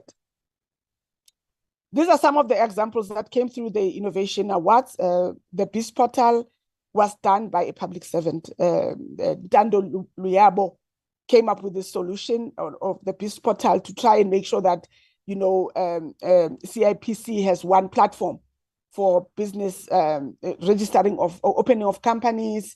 It's linked to SARS, it links to the banks, can even open a website there. And it has actually reduced corruption in that space.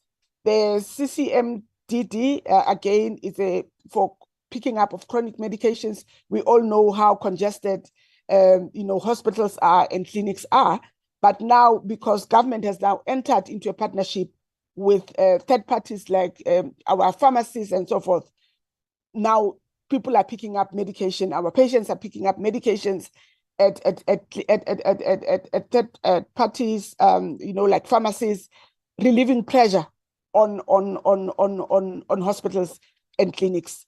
The other example is the one that we awarded recently is the hospital water saving project. That basically what it does is that the engineer in that hospital rewired, the plumbing of the hospital so that the steam that is generated where instruments are cleaned is captured and turned into water again so that it can be reused. It has reduced their bill quite a lot. I mean, a hospital saving 3 million per annum. You can imagine what else can be done with that money. So these are some of the innovations that we inform other departments and provinces about, so that they can then, bear benefits for them as well. Over the past 5 years, honorable members, as you can see, we moved from 29.8 million to now, we're getting, I think in this coming financial year, we'll be getting about 47 million, if I'm not mistaken. You'll agree with me that it's very little for one to pay rent, to pay salaries, and to innovate. It's very, very difficult for us to work with this limited budget. But what we've done, we've started seeing that this 5-year plan is coming to an end. As CPSI, we've sacrificed a lot of things to try and boost our capacity, especially where it's needed. We need a team of system developers. As it is, we only have one. But we have requested Treasurer, and I must say, they've been very supportive in our journey to reprioritize some of our goods and services money, budget to compensation, so that we can create capacity where it's needed. It's a very painful process for us because it means we need to sacrifice a lot of things. We've moved a lot of things online. Our bid evaluation adjudication committees, since COVID, we didn't revert to paper. We're still doing everything online. So we're trying to move a lot of things online so that we save on the little bit of money that we have. It's not easy, but we're trying, knowing that it was not possible for us to get a bigger allocation. In terms of expenditure, the first couple of years, obviously with COVID, expenditure sort of dipped, but we are now on track. And I think even in this the financial year that's coming to an end, our expenditure will be much higher. Something that we pride ourselves on as well is that over the 5 years, we've always paid our creditors within 5 days. As I said to honorable members, we only have few staff members, but very dedicated team that are able to make sure that an invoice doesn't sit longer than necessary. One of the things that we introduced, we realized that the delay in payments is that you go through the safety net when you receive the invoice. So we reverse the process. Once the purchase order is issued, because we are now promising the service provider payment, we then go through the safety net while the service provider is busy delivering. So by the time the invoice comes, you don't wait for the safety net. So we have reduced the time it takes, and we sign our invoices. We created electronic stamps. So you don't have to wait for X to be in the office to put a stamp on an invoice. All our invoices are done online. We sign everything online. And that has really helped us as an organization to make sure that we pay within 3 to 5 days at a time. This slide just summarizes the key points in terms of the next administration, but I don't want to spend a lot of time on it. Let me just proceed to the next slide because it then unpacks.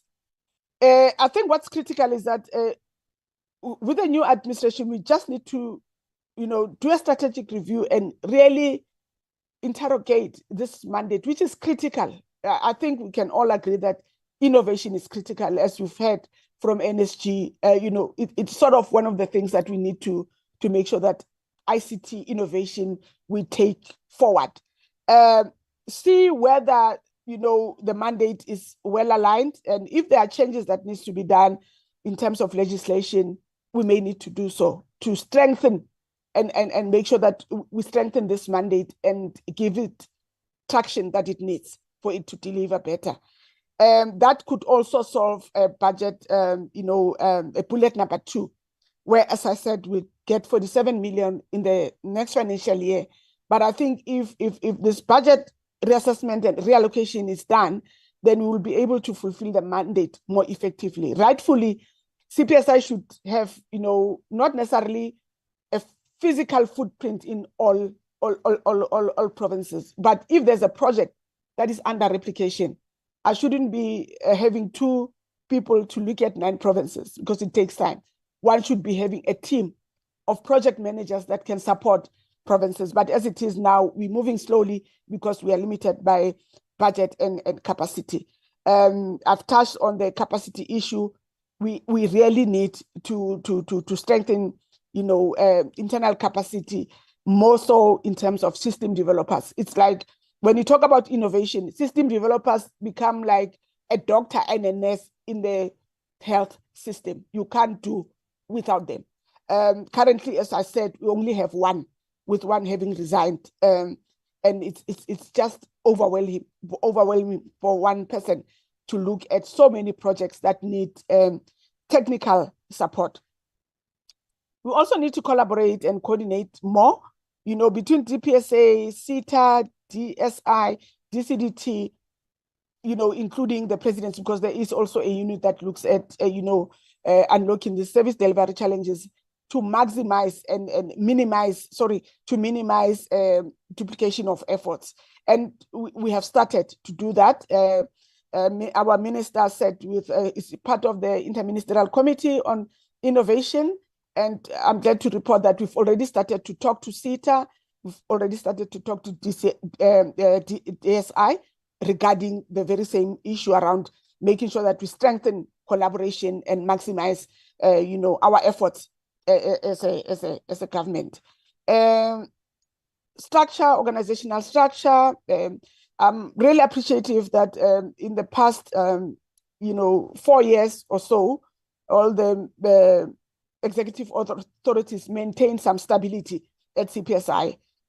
We used to have 4 acting ADs in 1 year, but consistently from Minister Mchunu up to Minister Kivit, they've maintained, stability that at least one person is acting until the post is decided whether. And I think Minister, I'm not speaking on behalf of my minister and my deputy minister, but with being at the brink of a new administration, one would want to, reevaluate whether the mandate is correctly placed, or maybe in the new administration we can see how we place this mandate for maximized impact.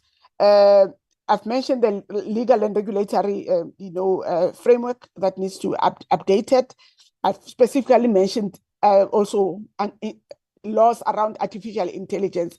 Is still a gap in this country, but I think we need to work on it so that we make sure that those areas are not exposed to abuse as well.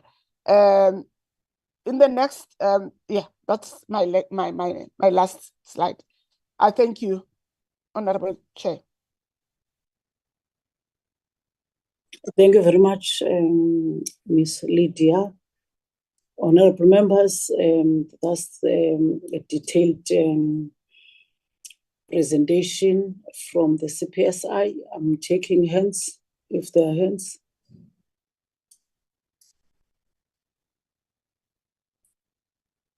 Honorable Kibi. Thank you, Honorable Kibi, Honorable Notnachal, Honorable Hueng, Maneli, and Toli. Thank you, Honorable Chair. Thanks once more for the opportunity. Let me again welcome and thank the presentation by Ma Sibukedi. It was really a mouthful, Honorable Chair. The Chair, and one is really happy to hear that CPSI has worked so hard to make sure that this capable and ethical developmental state that we are talking about, they also participate in making that dream a reality. I only have one question for CPSI, Honorable Chair.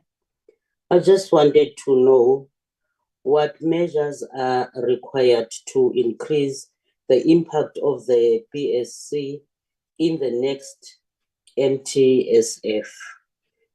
Thank you, Honorable Chair.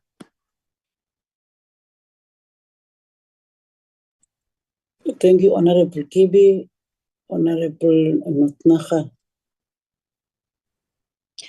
Thank you very much, Chair. I just have also one question to them. It would be, what are the prospects of improving accountability and mismanagement detection through an e-government system? What opportunities do artificial intelligence and machine learning have for public service innovation, and how would you advise the next administration? Thank you, Chair. Thank you, Honorable Notnachal, Honorable Hueng. Yeah, thank you very much, Honorable Chairperson. And let me just welcome the comprehensive presentation presented to us. But my interest is with regard to the cyber security, as it's provide a strategic view of how an organization's control its security and further for it to safeguard all types of data against data loss and theft. So my question will be, how effective are government cyber security systems, and is government optimizing back data for decision making? And so what is the advice in this regard? Thank you very much, Chairperson. Thank you very much, Honorable Hueng, Honorable Maneli. Thanks, Chair, and greetings again. Chair, I think let's indeed welcome the detailed presentation. Chair, I think I will only have two questions.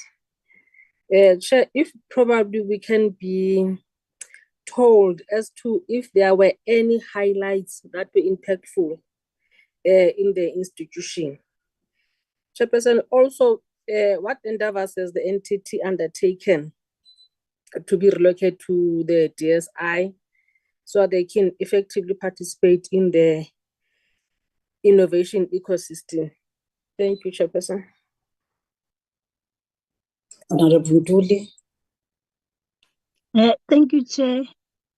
I'm also joining my colleagues in welcoming the presentation by CPSI. Thank you so much, Ms. Lydia.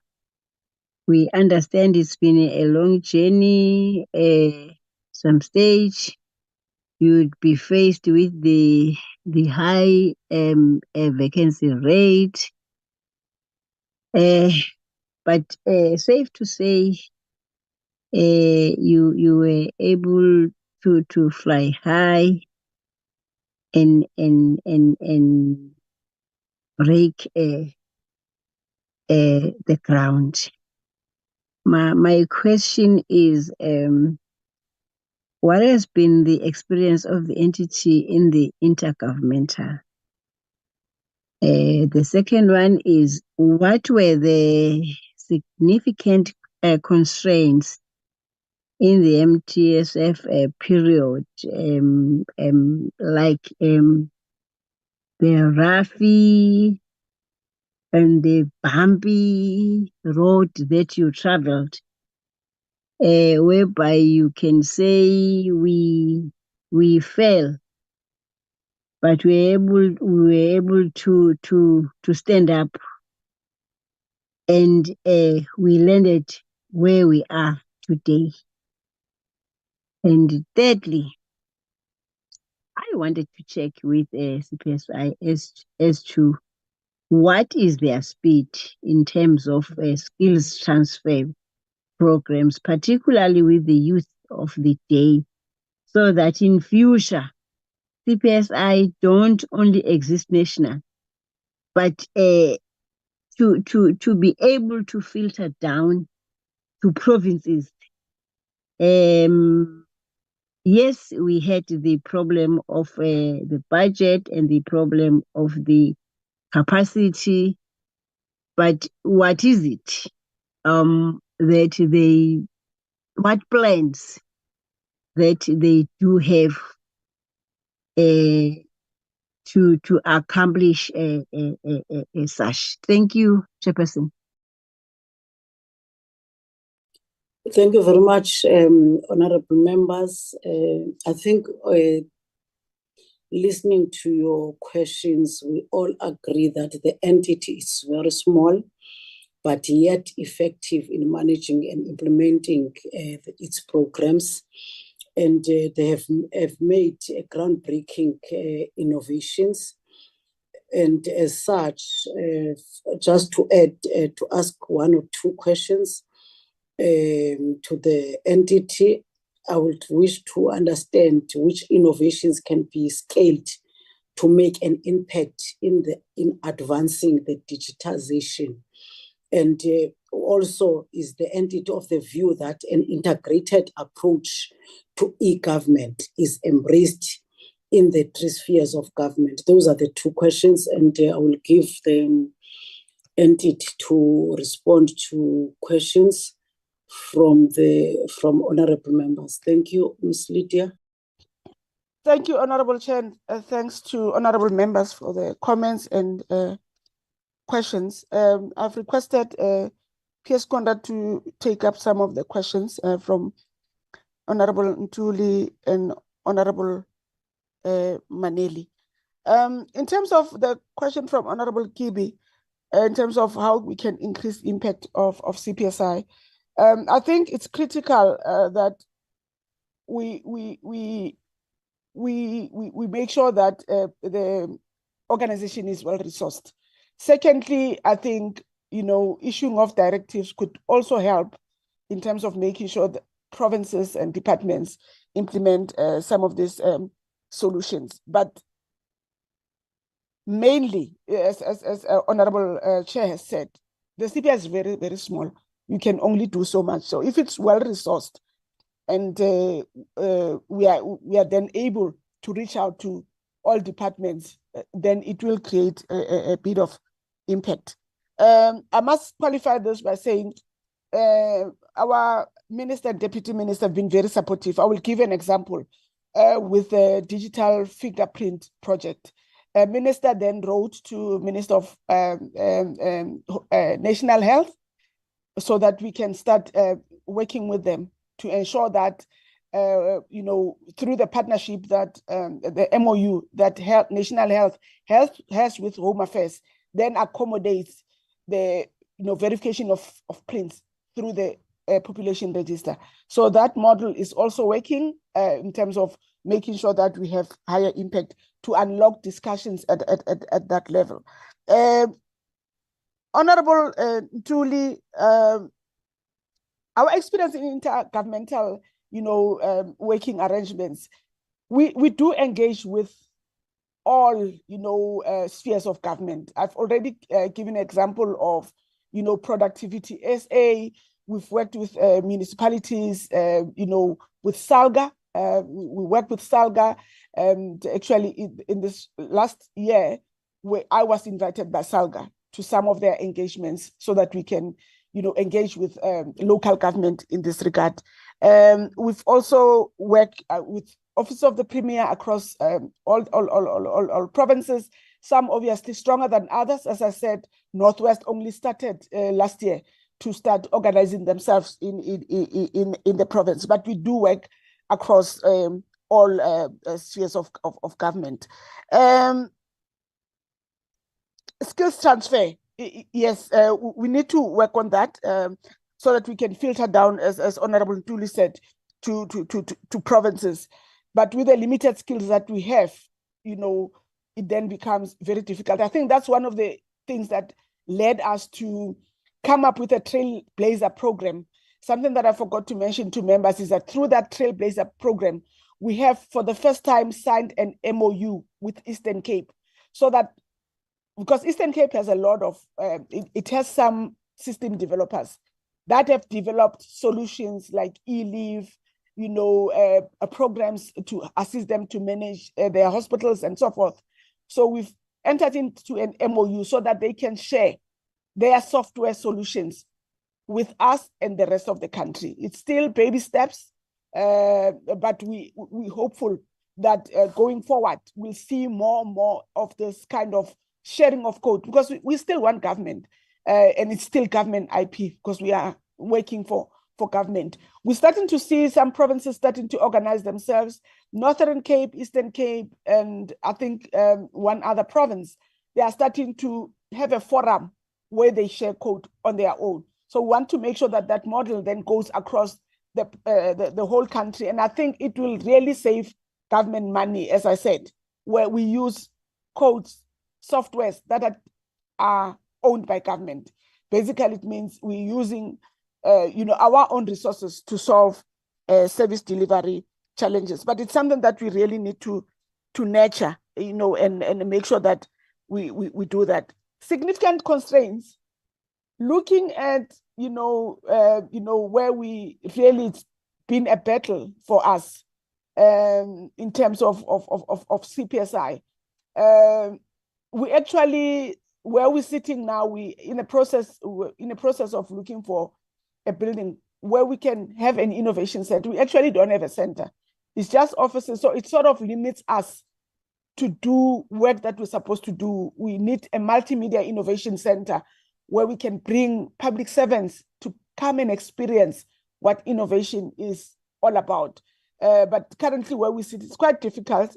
You just have to go outside and hire a venue for you to interact with public servants. So the building is not attuned to the mandate of innovation. We're sitting in a heritage building. Very difficult to work in a very constrained environment. But I think looking back, the team has tried their best, to work in this constrained environment. I can't not mention again the capacity that we have. It's been a real struggle to work in this environment. And I think the third thing which I would like to raise is the funding of innovation. It's very difficult for us to navigate that space. If we are looking at using this software that you've developed with an entrepreneur or with a department and need to enhance it, you obviously will have to deviate, because you don't want to start with a new solution. And unfortunately, because it's unique, you can't say, people must come up with a unique innovation that it's unique in its own way, So it becomes very difficult, but sometimes we do work with the Innovation Hub to deal with some of these challenges, but it is very, very challenging, in terms of making sure that we implement innovation. Which innovations can be upscaled? Many of them, Honorable Chair. But as I said, for now, that there are many. We can share a lot of innovations that we've come across that can be upscaled, but it's a global challenge. Upscaling, mainstreaming of innovations is not as easy as it sounds, because once you move from dynamics in Northwest, when we tried e-learning, were not the same challenges that we faced in Eastern Cape, where in one province you'll have to even start with the teachers to show them how the system works. But if you go to an urban, province like Gauteng, most of them already are in that space. So it becomes easier for you to move faster. But if you are still going to teach people how to, download an app and create a password, and then it takes a little bit longer. But we have a lot.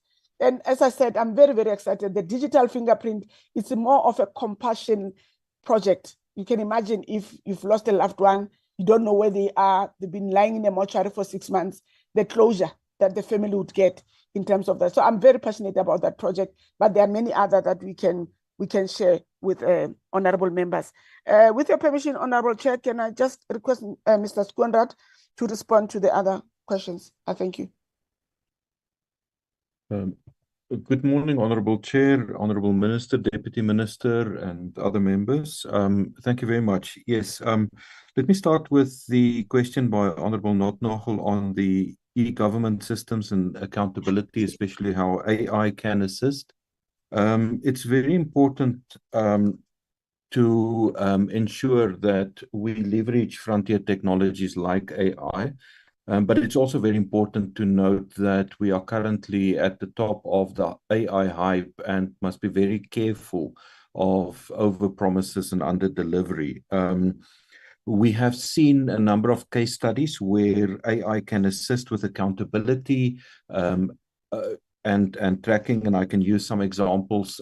Some of the countries at the top of the e-government survey are using accountability or AI to ensure that both private sector and public sector players are held accountable, and they can use AI to detect patterns, for example, on money laundering and related issues.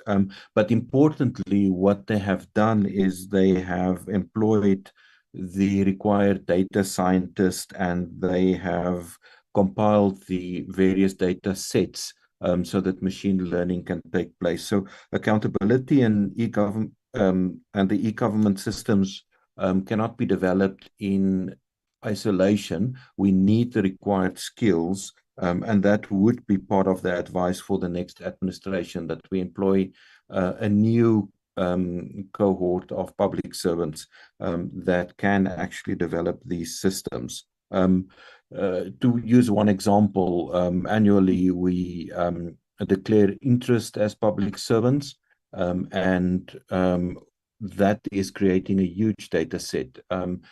If we have the right machine learning algorithms, we can analyze that data, establish patterns, and that can allow DPSA and the PSC to have a targeted approach to dealing with declaration of interest. This is just one example of how AI can assist us. But then we need the necessary qualified staff within government, because we cannot rely on the models developed by the private sector. The same applies to cybersecurity. I want to remind this portfolio of presentations made previously by DPSA in terms of the number of ICT professionals that we have. We have less than 50 cybersecurity specialists in government, and we really need to up this number so that we can ensure that we have the necessary systems. In terms of how effective our current systems are, that's unfortunately not a question we can answer. We will have to refer honorable members to both DPSA, DCDT, and SITA in terms of reflecting on those systems. But given the capacity that we have within government, it is an area that we should be concerned about and that we need to build. It means that we only have one cybersecurity specialist for every about 3 or 4 departments, which is a concern, as NSG has also reflected on previous experience on their side. In terms of the impact of our innovations and the engagement with DSI, I think the AED already answered to a large extent the question from Honorable Maneli. Suffice to say that as with NSG, our core business are on the input side of the cycles. And what we do does not always directly translate into impact. If you do training, if you do capacity building, the impact may be felt within the departments or much later.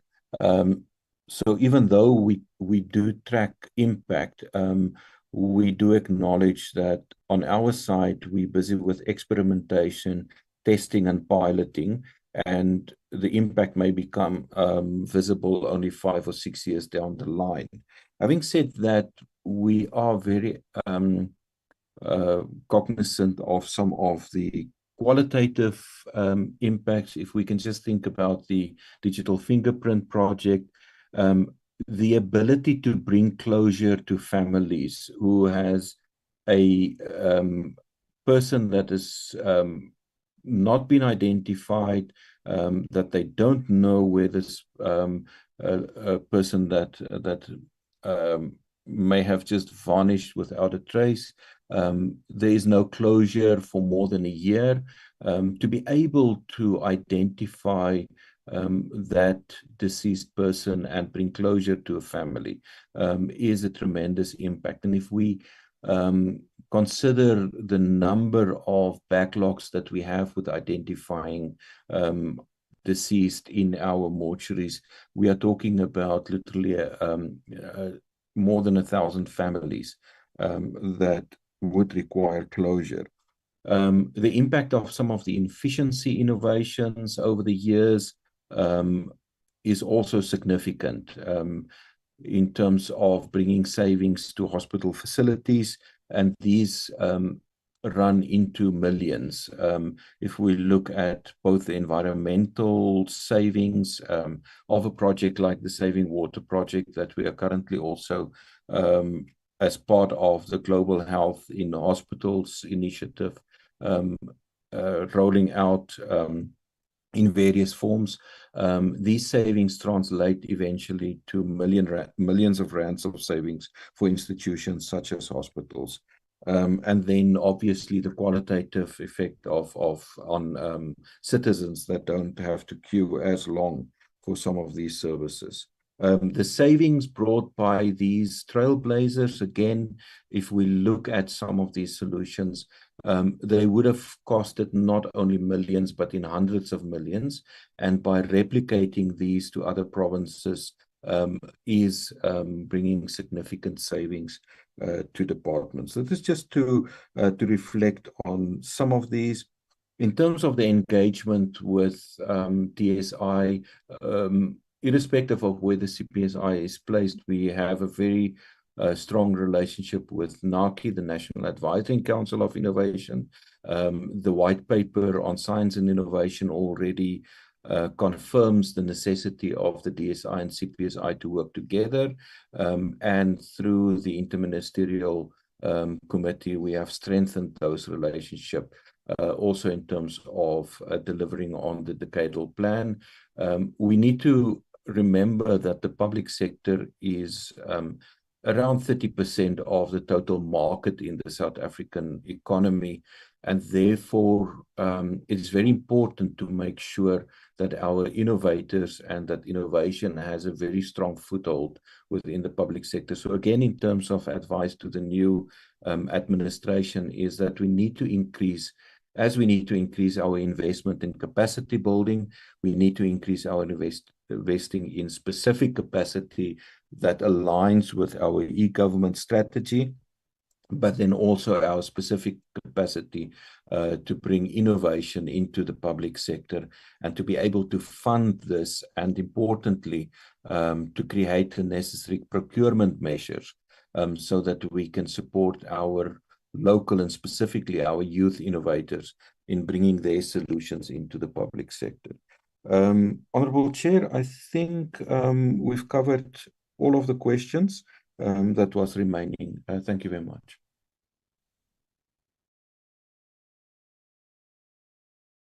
Thank you so much, Ms. Lydia and Ms. Conrad.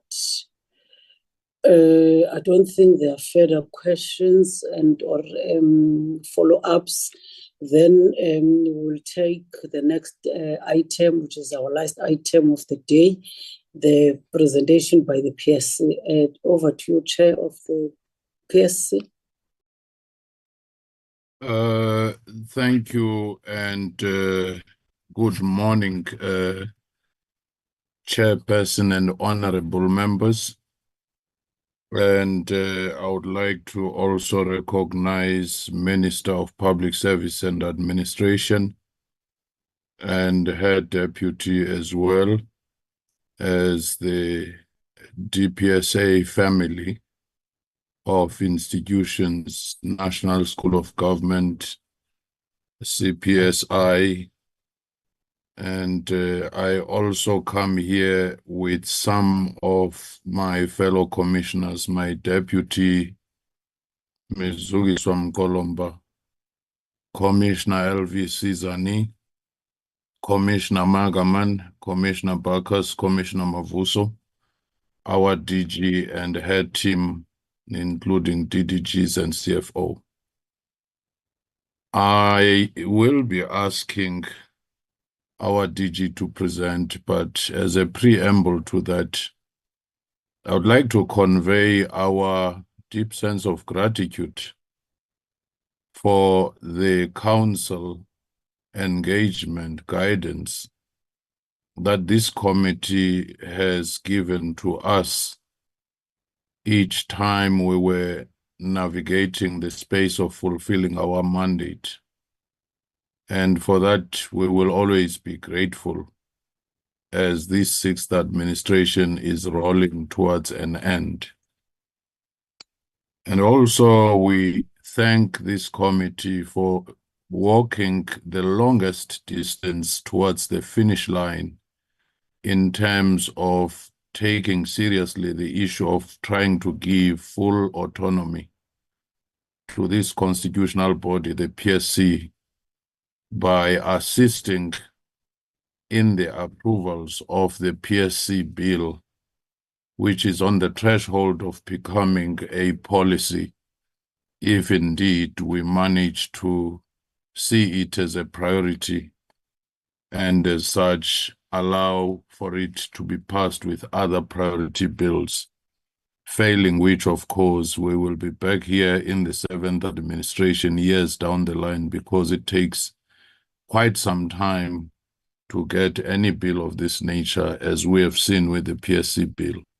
But this portfolio committee has moved to the closest point of getting this bill passed.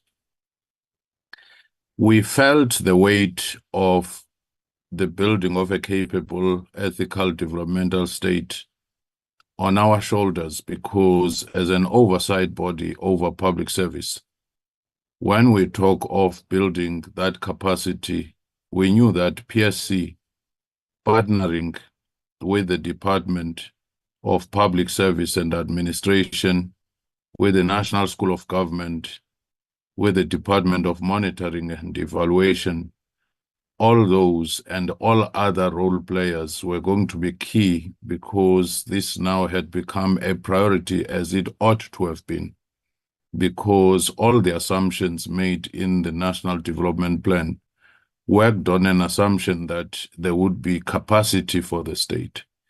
So everything we've done was mainly to make sure that this priority becomes priority in reality. We've seen major reforms, but at the center of that has been professionalization of public service, the framework, which Cabinet approved and which has since been, in the process of crafting the implementation framework. And the PSC has been at the center of that, working with the National School of Government, working with the department, DPSA. And for that, I do think that if that framework is implemented as it is intended to be, then we'll begin to see massive, profound changes, even in the seventh administration. That's why I do think that that major intervention of professionalization framework should be jealously guided so that it begin to yield its results. We will be there to ensure that it does not stop even at the point of the transition. The other programs that we intervened in, which DG is going to speak to, after COVID-19, we realized that the weaknesses in our ICT system across government department were exposed and were amplified. The weaknesses in our office accommodation issues were exposed and amplified. Hence, PSC, responding to the cries of departments, of DGs, of several ministers, took on these to say, let's use this as a flagship program so that we review and assist in the overhauling of these so that we have a better public service in future.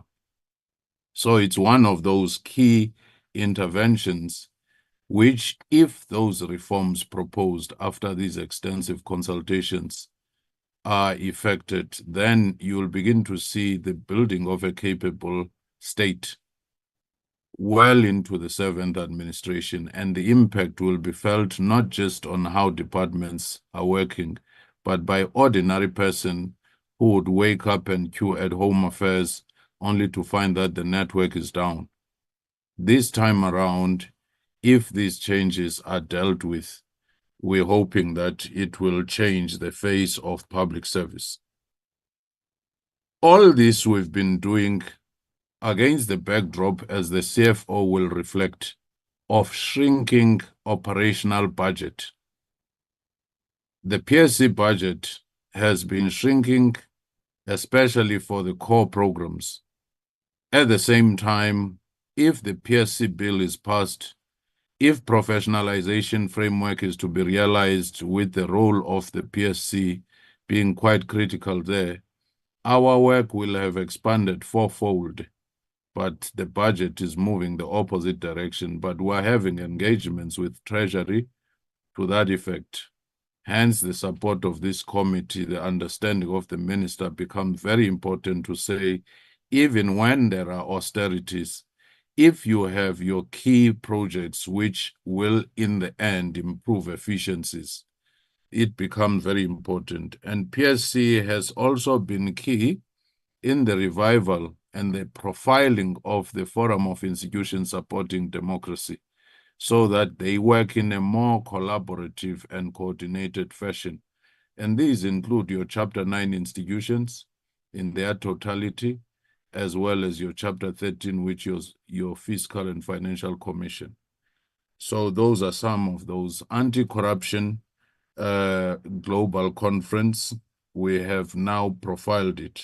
But I want to say, as I give to the DG, if you look at the PSC during the time of the 6th administration, it started with some of significant weaknesses, such as your long-term vacancies, your instabilities, the DG being in the news for wrong reasons until he was suspended.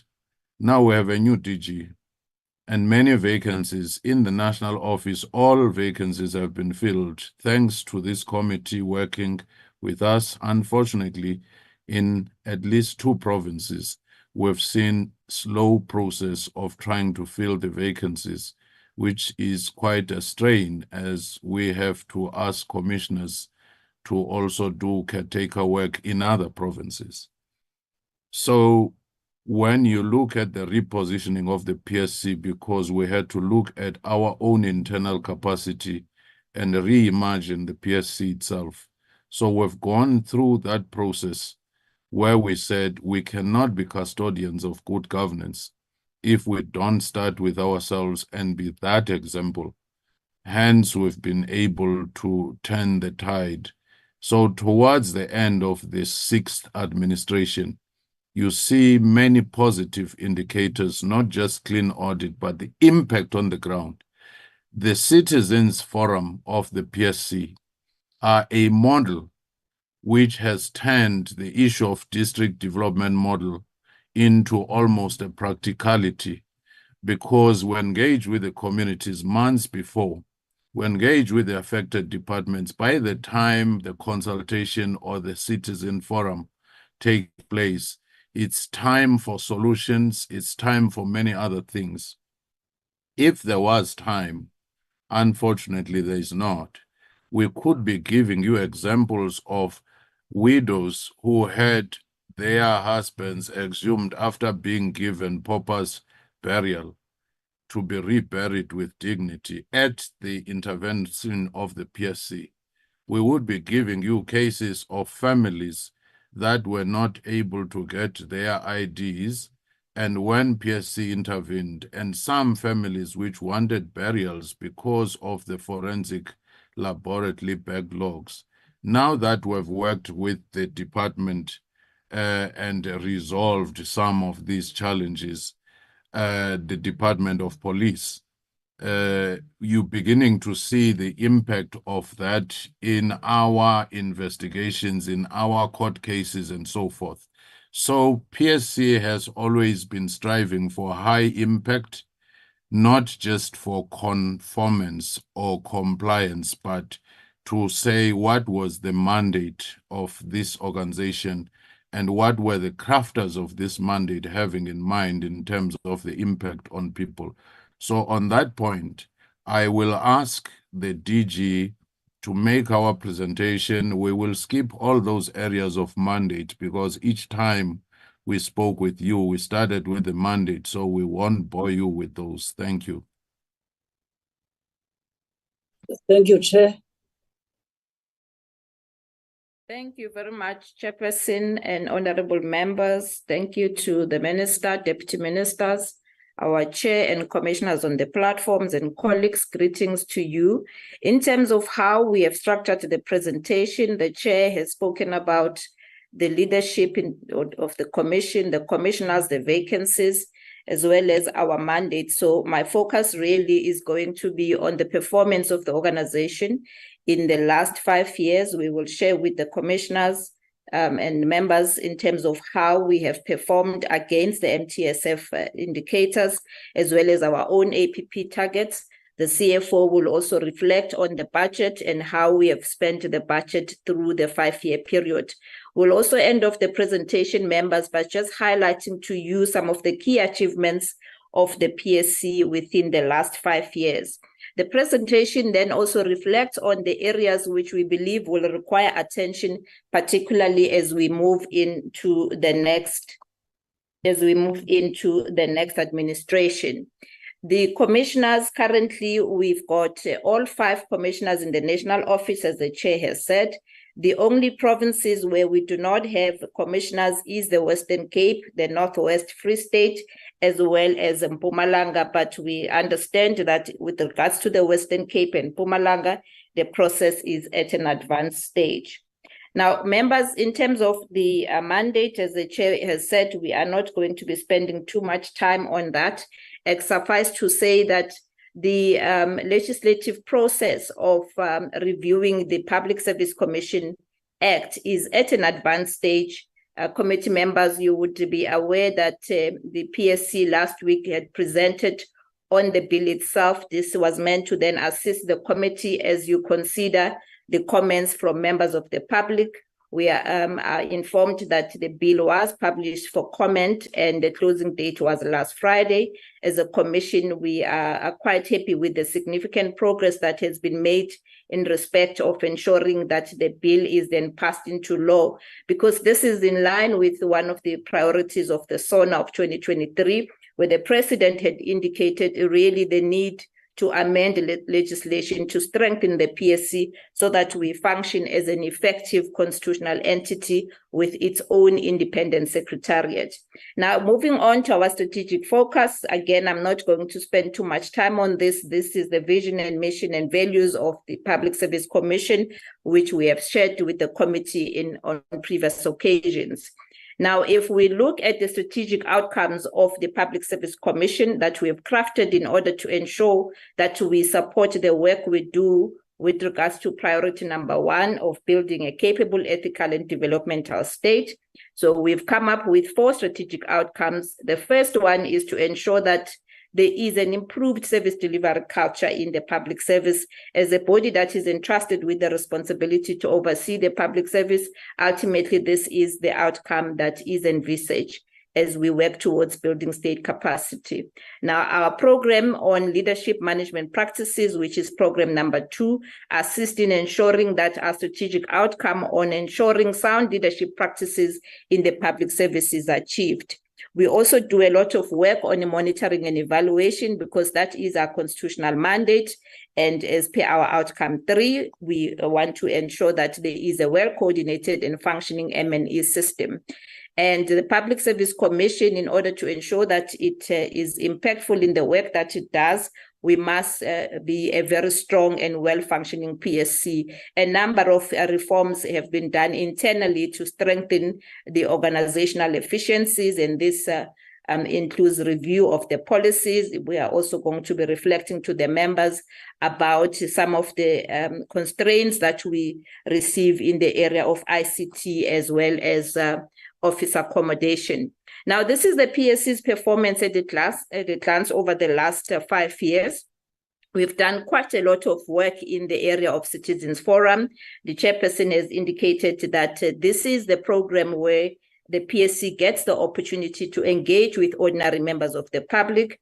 We ensure that the communities that have service delivery complaints have those addressed by inviting the relevant departments to deal with this. Now, through this program over the years, the commission has not only visited all 9 provinces, but we identified the remotest areas of communities in the various provinces. For example, in the Northern Cape, we went to Kleinmeer in Northwest. We covered the Sitlokole community. We've been to the Mandeni communities as in KZN. So we ensure that even those members who ordinarily would not be able to access government services, the Public Service Commission visits them through this program.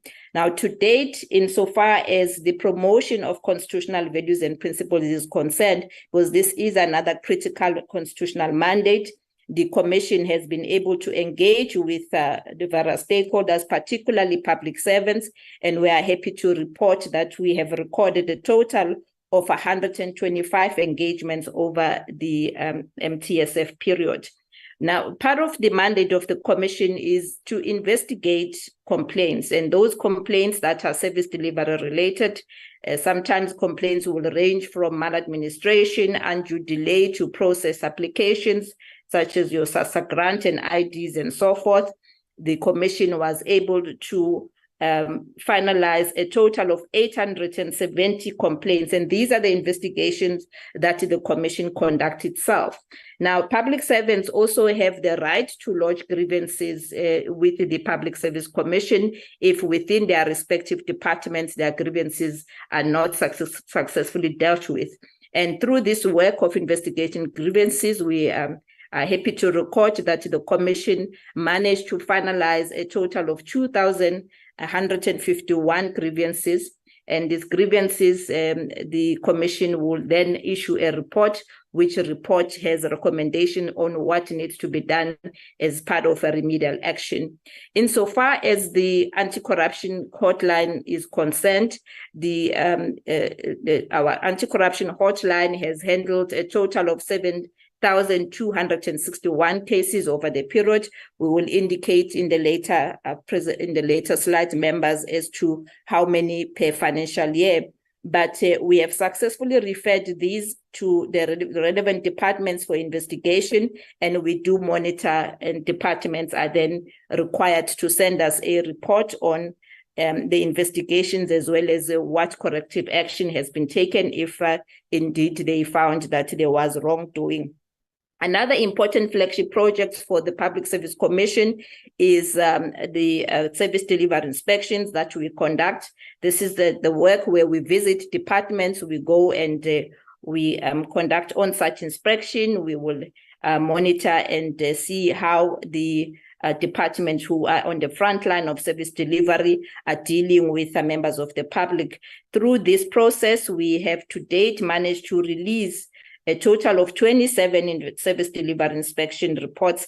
These are quite detailed reports, members, that we then send to the respective departments, where we find that there is systemic deficiencies that really impact on the quality of services that are meant to be offered to members of the public.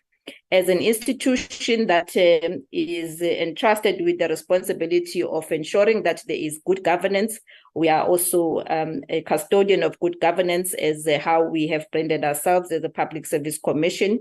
We are happy to say that for the last 4 years, we've managed to achieve a clean audit. We are still hopeful that even as we end of this term, we will be able to retain our clean audit status.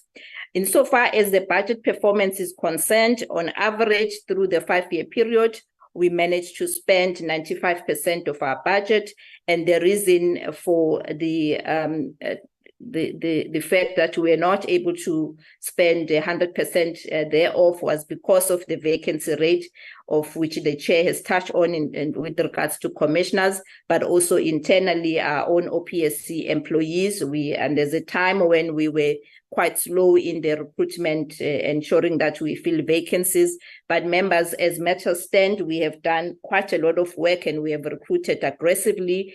And we have now managed to really keep our vacancy rate below 10%, which is the norm that is set by the DPSA. Now, moving on to the performance of the various programs, we've got 4 programs in the Public Service Commission.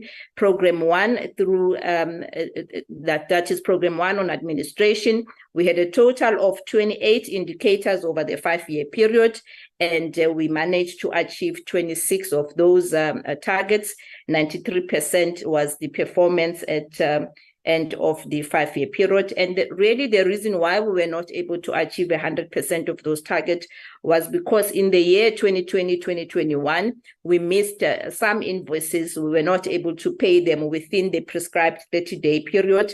We've done a lot of internal work. We've improved our efficiencies. And to date, we are now able to pay our service providers within the required 30-day period.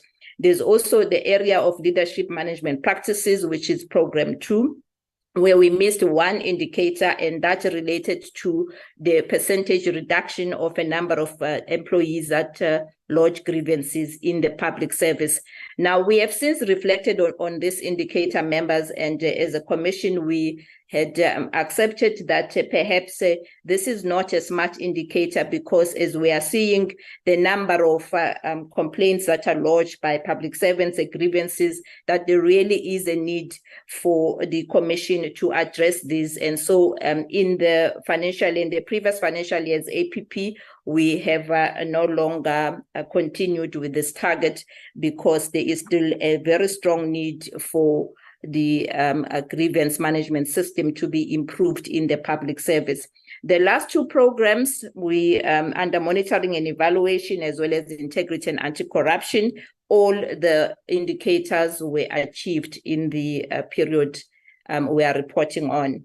Now, if we look at how we have fared against the APP target per financial year, members, you'll note that in the year 2019-2020, the Commission was able to achieve all its performance indicators against the APP. In the subsequent year, 2020-21, we saw a slight decline, and that was the year where we had an onset of COVID-19. I've already reflected on the some of the invoices that we've missed during that period. But what has then happened is we managed to then keep the performance at 96%. We did not see a further decline in the years that followed. If we now talk about how the PSC has performed against the MTSF targets themselves, now we find that there are 3 indicators which the PSC reports against, and we have successfully achieved all of those targets. The first one being ensuring that 80% of consequence management cases that relate to corruption are finalized. We contribute to this MTSF targets through the work we are doing under the anti-corruption hotline. As you can see, members, the number of calls we received and filled that relate to allegations of corruption. We've ensured that at least within 7 days of receipt of those, we are able to refer for further investigations in the departments. The second indicator relating to ensuring that 75% of cases are finalized within the MTSF period. This is a work that is still in progress. As to date, we are sitting at 65% achievement, but we are quite confident that we will close off the term having achieved the 75% target as set. With regards to the last indicator of ensuring that 100% of financial disclosures are completed by the various categories of public servants, the responsibility of the Public Service Commission is to ensure that we really scrutinize the financial disclosures by members of SMS. And throughout this period, we were able to scrutinize 100% of those. And we then report where we do find areas of concern, where we believe that further investigation is required, where perhaps there may be a concern around the lifestyles of members. We will then refer that to the department for further investigations. Now, members, we are going to take you through how we have performed against the budget for the last 5 years. Our CFO, Mr. Momega, will take members through. I'll then come back to conclude the presentation. Thank you, CFO.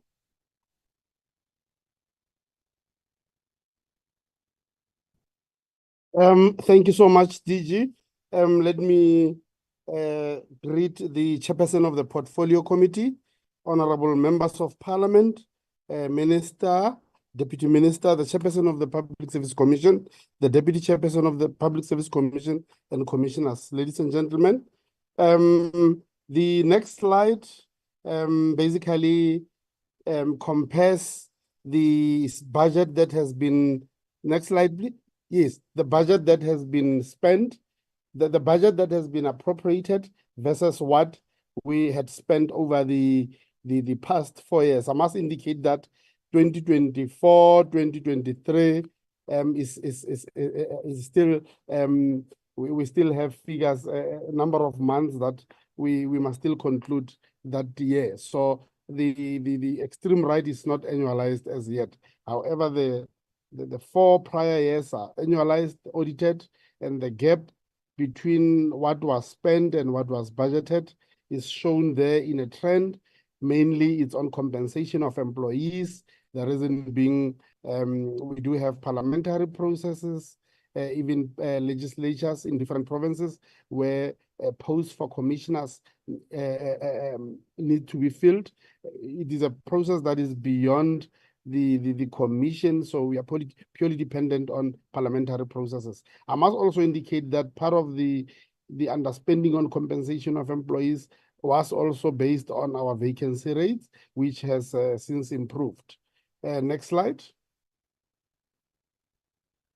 The next slide basically shows the original budget versus the adjusted budget. We thought, and this is also over the period that the Portfolio Committee requested us to cover.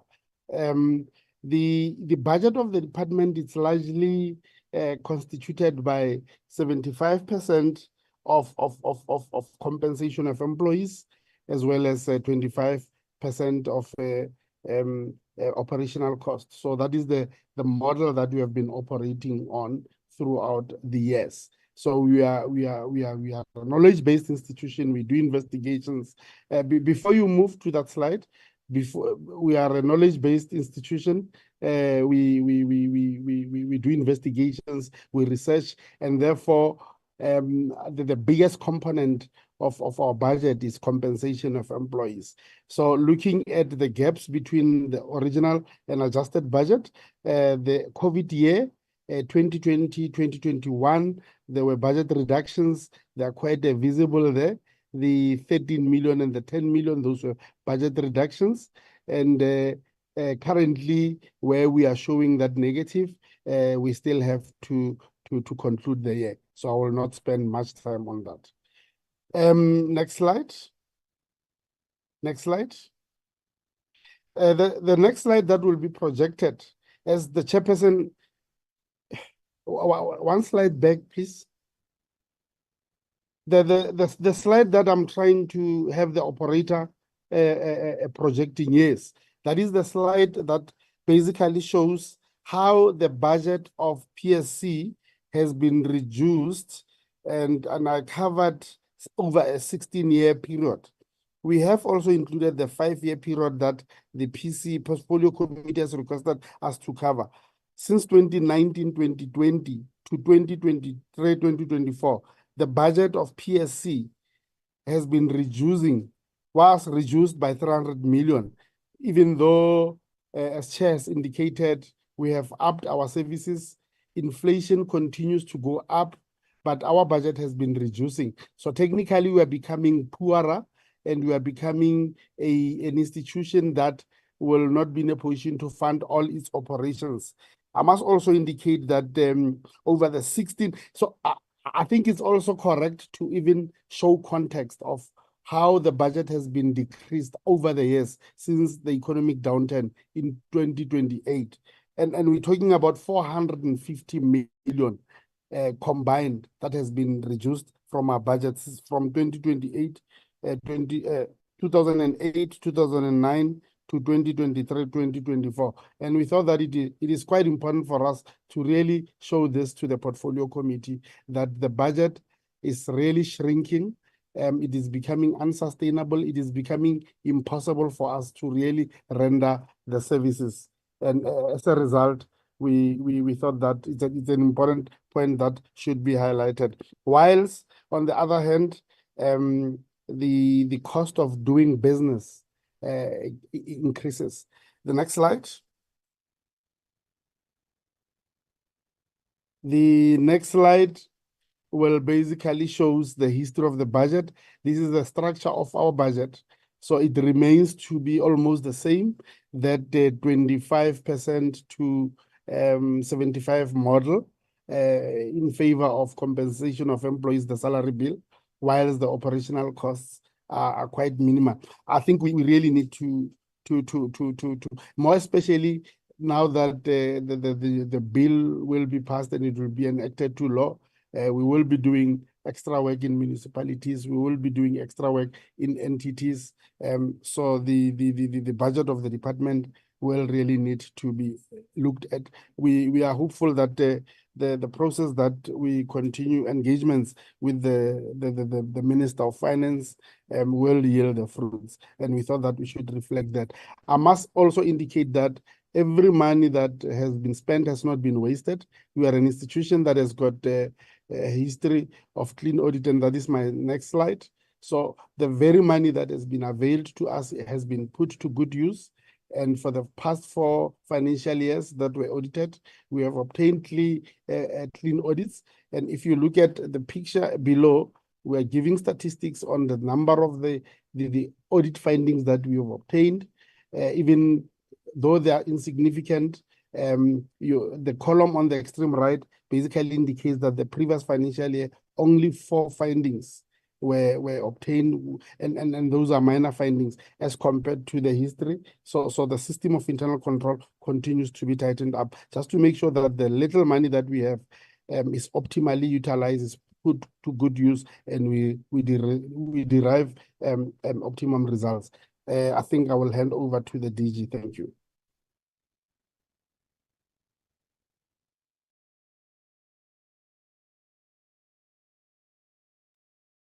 Thank you, CFO. Now, members, if we then look at some of the impactful work that the PSC has done over the years, we are happy to report that the area that at the time was really an issue for concern, that is the management of the political and administrative interface. Now, the PSC intervened, and we've worked with departments such as the Presidency, the PSA, to ensure that there are mechanisms to really deal with the issues pertaining to the political and administrative interface. Now, the Public Service Commission also has intervened on in order to ensure that we improve the management of carrier incidences of HODs. We do a lot of work in the area of the leadership management practices, labor relations matters, improvement of grievance, as well as discipline management.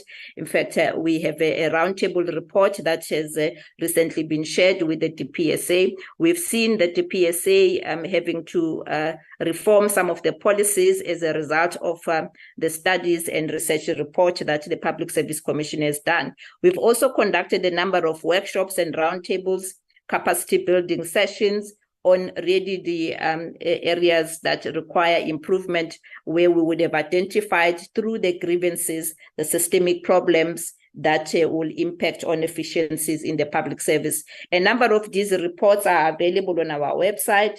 And with regards to the area of monitoring and evaluation, not only did we do service delivery inspections in the various sectors, such as the SAPS forensic laboratories, as the chair has alluded to earlier, we've also looked at ensuring that we unlock the services, ensuring that access to health and provision of education, the facilities that we believed were not up to the requisite standard. The Public Service Commission has intervened and ensured that those are addressed. Now, there was an issue that was problematic for small businesses where through the public service, their invoices were not paid on time, and the PSC intervened to unlock that. And we have since then been seeing an improvement with regards to the payment of invoices through this intervention by the Public Service Commission. A lot of work that we have done with regards to the constitutional values and principles, as we've indicated earlier. There are two critical reports that the Commission is currently implementing, and that relates to the roundtable that looked at the efficiencies in the ICT as well as the office accommodation sector. Now, this is the area that the Commission identified as really not supporting government departments in the execution of their mandate. Ourselves as the OPSC are having difficulties with regards to the constraints that we encounter in the ICT as well as office accommodation. Members, as you know, we've got a footprint in all the 9 provinces, and our provincial offices, we're finding that many of them are in a state of disrepair, and we really do require the assistance in ensuring that Public Works assist us. But as a Public Service Commission, we're also exploring the option of being exempted through the system of devolution. If we look at the work that we've done in the program integrity and anti-corruption, last year the Commission looked at the issue that was raised pertaining to the need to review the whistleblower protection regime. We started this work by hosting a successful symposium where all critical stakeholders were present. That culminated in a report that we shared with the Department of Justice, where we identified the areas that will require review insofar as legislation is concerned. Now, the Commission is also doing a lot of work with regards to the establishment of what will be known as the Whistleblower Protection House. The business case has been finalized, and we are still engaging with the Department of Justice in order to ensure that this is realized. Now, the need to review the whistleblower protection regime, members, as you would recall, is one of the recommendations that comes from the Zondo Commission report, as well as our own anti-corruption conference that we hosted in the previous year. Now, we've spoken about the work that we do in overseeing and scrutinizing the disclosures by managers on their finances. We've spoken about anti-corruption hotline. We will then end off, members, by highlighting the guidelines which the Commission has issued to regulate the issuance of unlawful instructions, the irregular appointments that normally take place within the public service.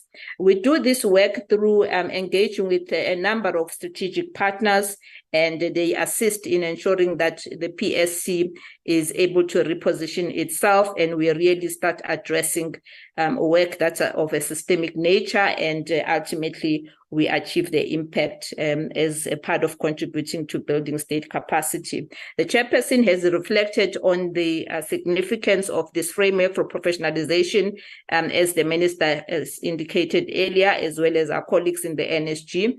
The Public Service Commission were able to host successfully a retreat in July of 2023, where we had a number of stakeholders ranging from government, business, labor, and civil society. We do this through the partnership we have with our sister organization, the DPSA and NSG. We have the round table report, which will soon be shared with colleagues, and it will be of great assistance as we continue to oversee the development of the implementation plan.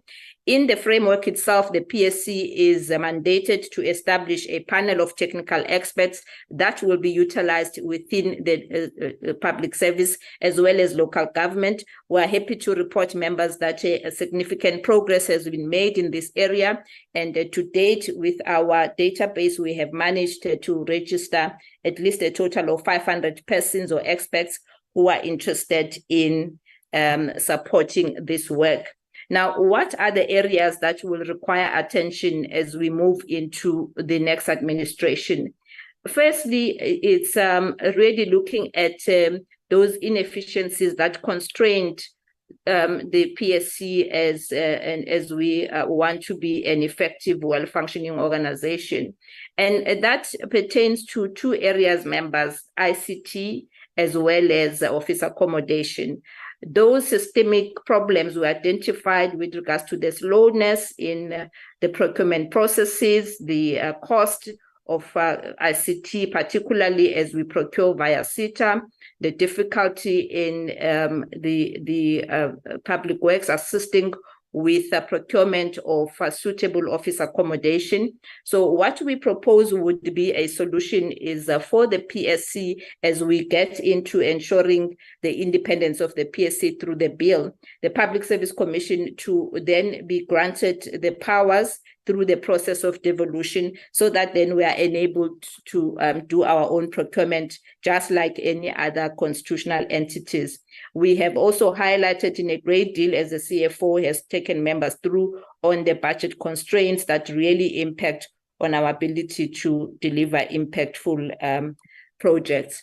And members, of course, the last one really is the PSC bill will enable the Public Service Commission to have its own secretariat. So it is going to review the current institutional framework, so that then you will no longer have a PSC that is supported by a government department, which is headed by a Director General, but it will have its own independent secretariat who will head the administration, just as we have with the other constitutional bodies we have benchmarked with.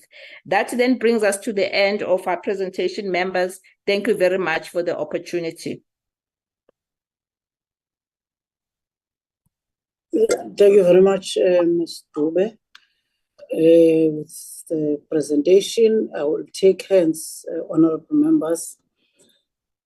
I will start with Honorable Nkweng, followed by Honorable Ntuli, Honorable Maneli, Honorable Notnachal, and then Honorable Kebe.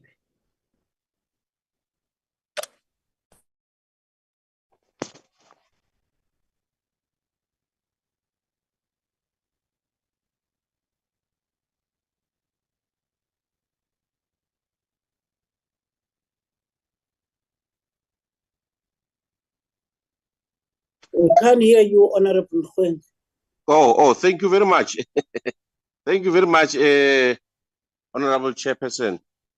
Let me first welcome this presentation and note all the frustrations the fellow colleagues have raised, but it's something that will need us to pay attention, particularly to those serious challenges they have raised as public elected representatives, so that we can enable these structures to do their work without fail. Be that as it may, I've got one question. I want to know as to what work has the entity undertaken in digital technology innovation to develop digitalized systems and thus improve oversight on compliance. Thank you very much, Chairperson. Thank you very much, Honorable Honorable Nduli. Thank you, Chairperson. We welcome the presentation by PSC. It's very unfortunate that time is against us. Buses are moving now from parliamentary villages. And for those who are attending physical, it's going to be a problem. But I've got, we thank all the work, the hard work that the PSC has done. And we hope that they are going to strive for the best, as always. And we understand the issue of the vacancy rate, whereby the processes of the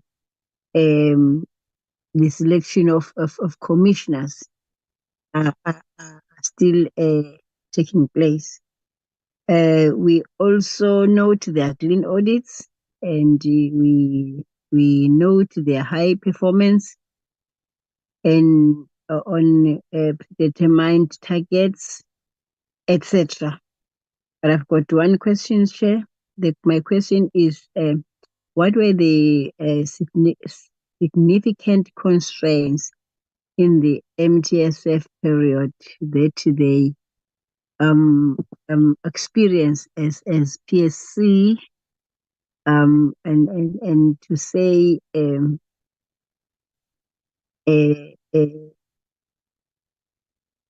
there were some, to say there were some clouds of which they were able to go through and landed where they are today. Thank you. Thank you, Honorable Nduli. Honorable Maneli. Thanks again, Chair. Also, let me welcome the presentation. Chairperson, I've got a number of questions. My first question would be, how has the institution harnessed the cooperative functioning with other departments and public entities over the past 5 years? My second question, Chairperson, would be, in an instance where a commissioner is appointed whilst holding office in political party, is there a mechanism to ensure that indeed the commissioner has tendered his resignation? So, Chairperson, in that instance, do they just assume, or there must be proof that will be submitted to confirm that indeed such resignation was tendered? Chairperson, also, I would like to know as to what can be improved on the financial disclosure framework in order to strengthen the accountability and consequence management in the public administration. My last question, Chair, would be that in securing offices, office buildings rather, does the Department of Public Works first consult with Commission prior to identifying such offices in order to avoid Commission occupying dilapidated offices? Thank you, Chairperson. Thank you, Honorable Maneli. Honorable Notna. Thank you, Chair. I've been covered with most of the questions, but I'm just going to ask this one. Concerning the ethical standards of the public service, is the PSC of the view that this has been enhanced? That will be my only question. Thank you, Chair. Thank you, Honorable Notna. Honorable Kibi. Thank you, Honorable Chair. Let me also join my colleagues in welcoming the presentation by PSC. Honorable Chair, I think I have a few questions. I just want to know of the cases that were finalized by the departments through investigations. Does the PSC make follow-up to get an update on each case? If yes, what are the outcomes and trend on these cases? And my other one, Honorable Chair, with regards to the development of the Code of Conduct for the public service, how often did the PSC conduct training workshops on the new Code of Conduct, or is the Public Service Code of Conduct part of the National School of Government Training Program? The next question, Honorable Chair. How often does the PSC conduct training workshops on the guidelines on unlawful instructions and handling ethical dilemmas and irregular appointments? Can the PSC measure or conduct impact evaluation on the guidelines since implemented? I think this is my last one, Honorable Chair. What kind of interventions can be employed to remedy situation wherein provincial legislatures are unable to recruit commissioners timeously? Does the PSC regularly monitor the process? And where are these delays coming from? In most instances, between the offices of premiers and provincial legislatures. I thank you, Honorable Chair. Thank you very much, Honorable Kebi. To the PSC, I think those are the questions from honorable members. You can respond to all the questions. Thank you. Thank you very much, Honorable Chairperson and honorable members who have asked these very valuable questions. The first one, the law doesn't allow a commissioner to hold a political office. At the same time, the issue of appointment and guidelines are in the hands of Parliament or legislatures. So we can't ourselves, not being the appointing authority, say, give us proof that you have resigned from this or that political party. But what we emphasize upon a person coming, having been appointed by the president after the necessary parliamentary processes, is to set rules internally within the PSC that partisanship, it's not something that is welcome in any dealing that we're doing. We're just guided by the Constitution and the constitutional values and principles as outlined in Section 195 of Chapter 10 of the Constitution. Whether you came in as a trade unionist in your past life, came in as DA or ANC or any other party, once you become a commissioner, we emphasize the fact that the primary responsibility, the guidelines, the code of conduct is that one of the commission. And that is the area and the scope of what we can control. It would help then for the appointing entities to further develop guidelines to ensure that that verification has taken place as to whether the person still holds office or not, even though the law doesn't allow. In terms of partnership and cooperative governance with the other with the other departments and organizations, given the size of the PSC, this is our lifeline. That's why working with the National School of Government, working with the department, DPSA, working with other departments and entities, and even with SALGA, which even before the PSC bill has been passed, has already been extending an invitation. We've been working with them even on professionalization and so forth. It is our strength to work with those.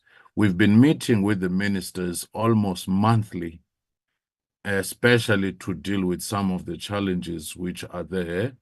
Just like in the provinces, The resident commissioners have been meeting with the premiers, have been meeting with the departments, and we also sit in the forums of Chapter 9, 10, 13 institutions supporting democracy, because to project our influence and relay the things we want to promote becomes key by using those platforms. And now we're even looking at partnerships beyond, what we traditionally have. And these have helped, especially meetings with the executive authorities, where we explain that don't look at the PSC in a punitive sense of what findings they may have.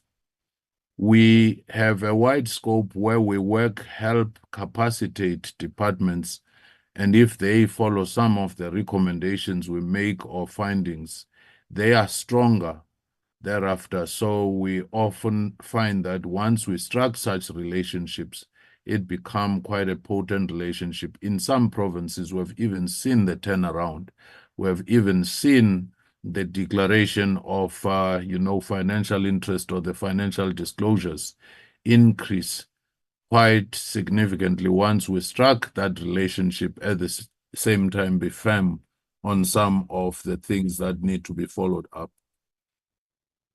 And on the issue of training, we're working very closely with the National School of Government. Some of their programs, we even send our own experts to go help with the training program. But we do occasionally have our own workshops and so on. So that in itself, I think, is worth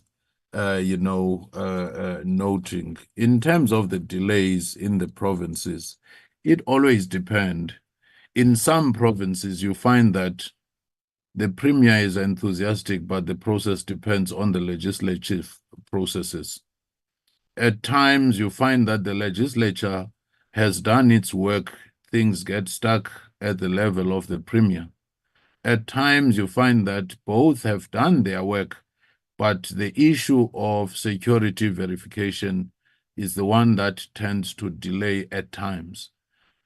Hence, we have gone even to the presiding officers of parliament, into the speakers forum, to seek their cooperation. Hence, we've worked with the minister to say, Minister, can you also add your weight to the premier, to the speakers and so forth, just like the Mpumalanga one.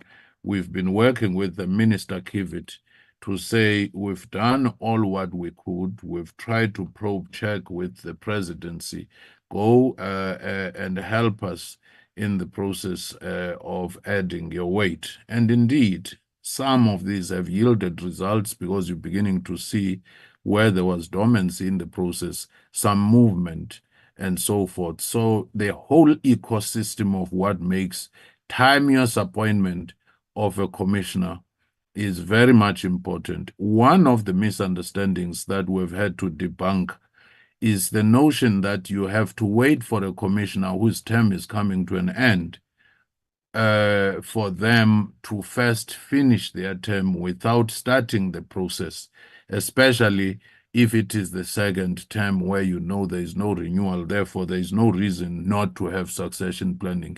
Even if there was renewal, the renewal process, as the policy guidelines are there, says months before you could start this process. So that misunderstanding has also added into the challenges. We did make our own submission to this committee, wherein we were asked, let's develop some framework, which the committee itself will look into that, adapt it, and fine-tune it and so forth. So our part, we've done our part. Just to also mention that Commissioner Ngwenya, Nancy Ngwenya, is in the platform. I missed introducing her earlier when I was introducing other commissioners. But DG, some of the areas that I might have left out, you could assist with that or invoke one of the officials or a commissioner to do so. Thanks. Thank you very much, Chairperson. Just to touch on the question regarding the impact study by the PSC, we can confirm members that we've engaged the Human Science Research Council to do an impact assessment for the PSC itself in the last 5 years, and that report is due to be finalized at the end of March this financial year. We will be in a position to share that to the committee once we have it in our possession. The question pertaining to the digitization in the public service, the Commission has actually conducted a study looking at how department have performed with regards to digitizing the human resource management systems. We have then issued that report with recommendations. The state of affairs members is that there still is a lot of work that needs to be done in this space. One of the areas that certainly will assist is not only digitizing the human resource management systems. The other issues that came about was a need to finalize the IFMS system, which in our view will assist our work as we continue to monitor and evaluate. Now, members, the issue pertaining to how the process of procuring our offices with public works unfolds, we have now started insisting on ensuring that they do invite us so that we can go and do an on-site inspection and satisfy ourselves that that proposed office space is fit for purpose, because a number of our buildings are really in a state of disrepair. If we take, for example, the Free State office, we've been trying for the past 10 years to exit that building that is not suitable for our purposes, but each time we get the tender responses from Public Works, it's still the same landlord in the same building. There's been a number of areas where we have raised with the Public Works Department that are really of concern. Some of the landlords are those that are blacklisted and so on. So really, it's a serious constraint for us, but through the engagements that the Commission has been having with the Minister, we are hoping that the Commission will be granted the devolution so that we are able to conduct our own procurement in that space. I believe, Chairperson, that will be, and perhaps just to end off the systems that we have in respect of financial disclosures, we work with a number of our critical stakeholders such as the CPIC. We have an MOU with the CPIC to enable us to access their database. We also work with, if needs be, FICA, the Financial Intelligence Center. We also have an MOU with them. They do assist us with information if we require. I must say, members, that at a level of operations, we've started engagements with CPI SI, our sister organization, so that we could look at how they can assist us in introducing innovation, particularly insofar as the management of financial disclosures is concerned. Chairperson, I believe those are the questions. I'm not sure if the commissioners or DDGs have anything to add. I think we've covered all the questions. Thank you very much, Chair. Thank you very much, Chair and Ms. Dube. Now I will give the Minister, as she has requested, that after all the presentations, she would love to make a few comments just before we close this meeting. Honorable Minister, or even the Deputy Minister, so she's here.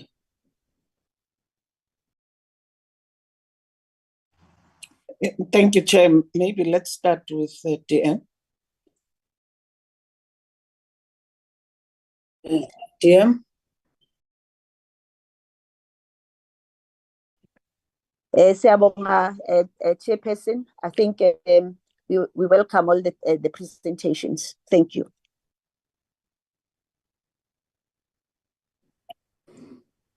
Minister? Okay, thank you, Honorable Chair, and thanks to all the presenters and the Chair of the PSC, together with all commissioners on the platform, to the honorable members who truly keep us on our toes. I always say that I appreciate appearing before a portfolio committee because at times it does help for one to get a view on the blind spots that they may not have picked up in the process of delivering the kind of work that we deal with. So for me, it's always an appreciated moment. The questions may sometimes seem to be hard for some or irrelevant to some, but for those of us who attend the portfolio committee to ensure that all concerns that are raised are treated as important as they should be. And there is attention given to all the areas raised. I do want to appreciate, therefore, the opportunity that this session has afforded us. But also noting that all the entities that presented today, they do talk to the issue of the shrinking budget. And I must indicate upfront that the shrinking budget for all of us, if the DPSA also was here, they would be seeing this, and as members would be exposed to all departments. And in fact, tomorrow, we will be again listening to how the national purse has shrunk, and therefore what it is that we need to do. And in that spirit, there are quite a number of proposals that it's difficult for now to pronounce on them until we come with the strategy in front of the committee. But they seek to respond to how best we utilize the meager resources that we have as a country. And in fact, the Minister of Finance tomorrow will be talking to that, how it is as government in general, we must respond to the shrinking purse. But more than that, I think we have been engaged in alternative methods. The NSG will share with you at some point that we've engaged with Treasury, formally written, to make some proposals that can cushion the kind of pressure that the NSG finds itself, considering that the NSG does have some capacity to raise some funding through the training that it is offering, the fees thereof. But on the other hand, how finance or treasury has been treating the NSG would be that they would look at that money as if it's just money to go back to the revenue fund. And we've engaged with the treasury around that to say, don't take it all, treasury. Let's find a formula that can help the NSG to drive this very important program, and whilst the funds that it generates also get reinvested in NSG, so that over time we could create this environment where NSG could be self-sufficient. But for now, don't take it all. Those are interventions that we're trying to assist and to illustrate that this affects just all of us. And it just requires all of us to be able to think outside the box. as you will be doing when you listen tomorrow to Minister of Finance. Indeed, there are quite a number of programs that seek to improve the space of the public administration, also to enhance our anti-corruption strategies, which we work with the PSC on.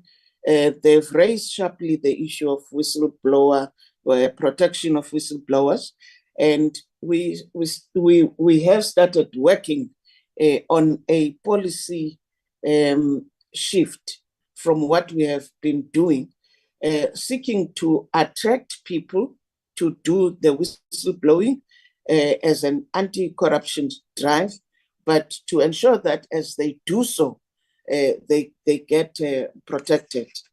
And this is not just a national phenomenon again, it's an international phenomenon. And the international world is also, just last year, is engaged in discussions on how to ensure that we protect whistleblowers. And in this regard, we work with Department of Justice, the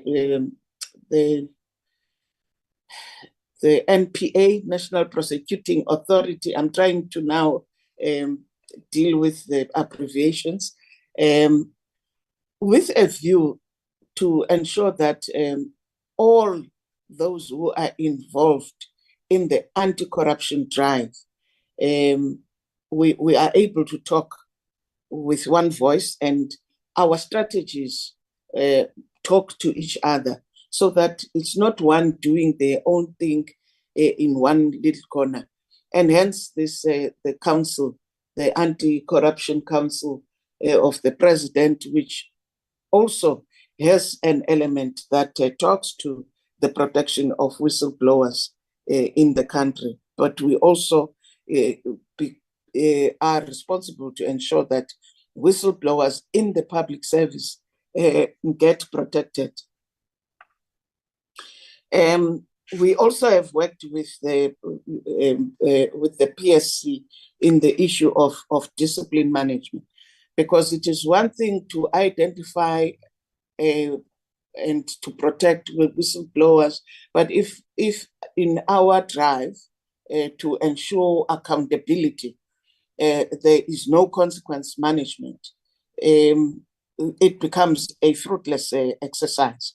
And hence our interaction and working with the PSC as they raise the areas of concern, we also go back to sharpen our tools of analysis and response.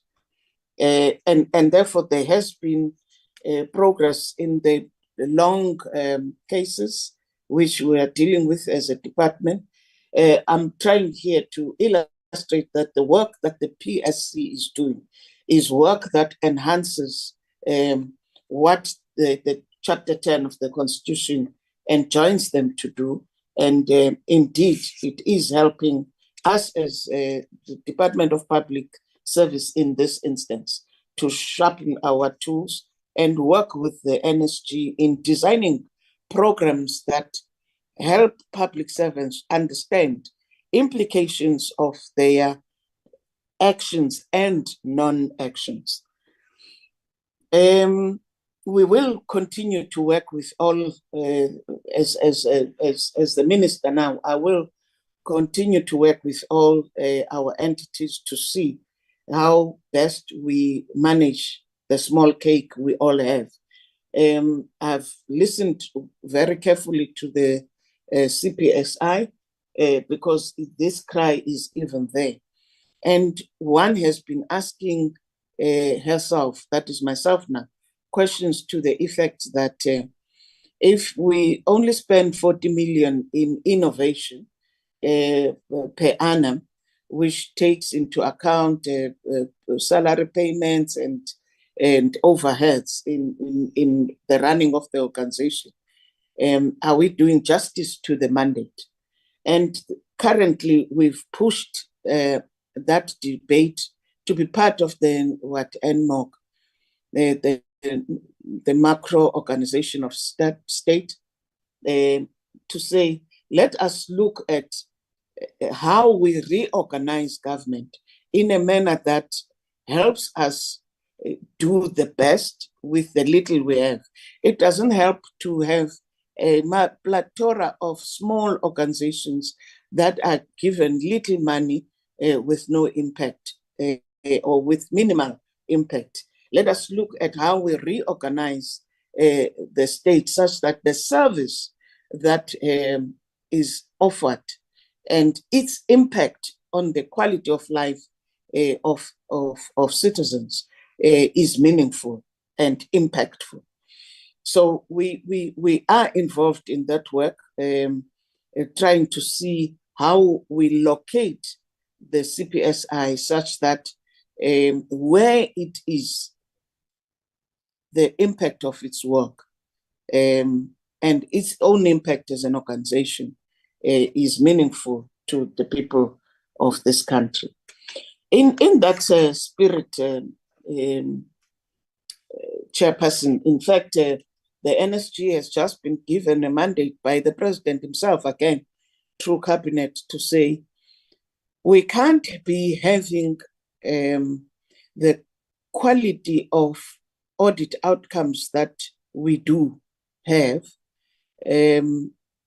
which are not so good in other departments. They may be good for us as the public service portfolio, but for other departments, it is not good. And those departments, they are key economic driving departments, which must be made to be impactful in the lives of people. We can't therefore be having those departments being found wanting when we issue requirements for advertisement, are trying to attract CFOs. The process is engaged thoroughly and properly, but in the end, the work, the results of the work of these people that have been attracted into the system, qualified as they may be, the results are not as good. And we then, through the President, the directive, charged the NSG to say, go and look at what training mechanisms can be held to ensure what skills gap is there and what it is that we should be doing. And we are engaging with the Office of the Auditor General in these aspects to ensure that as we move forward into the 7th administration, those areas where we were able to identify what the problem is and how the problem could be solved, we work hard in the intervening period to ensure that come next term, it's a freely cruising system, because the groundwork would have been done. So, Chair, with your permission, allow me to thank your good self as well as the honorable members, our commissioners who are truly hard at work and who keep us on our toes as well.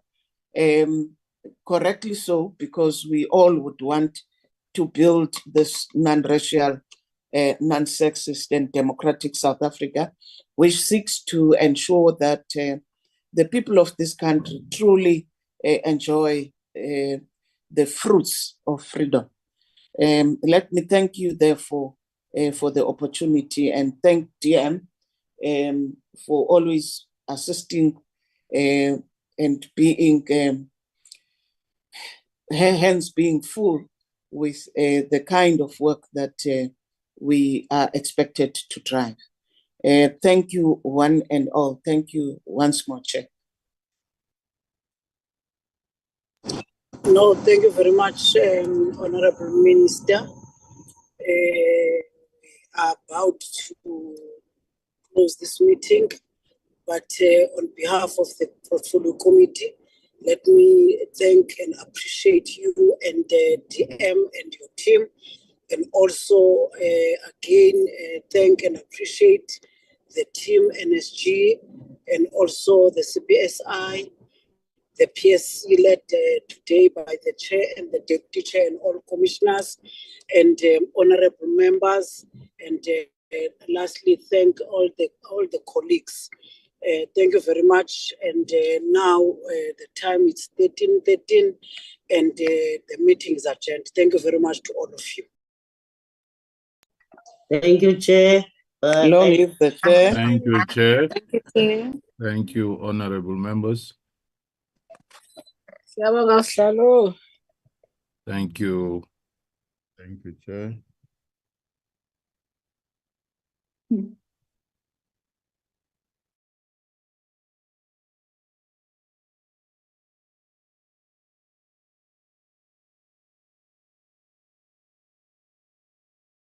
Recording stopped.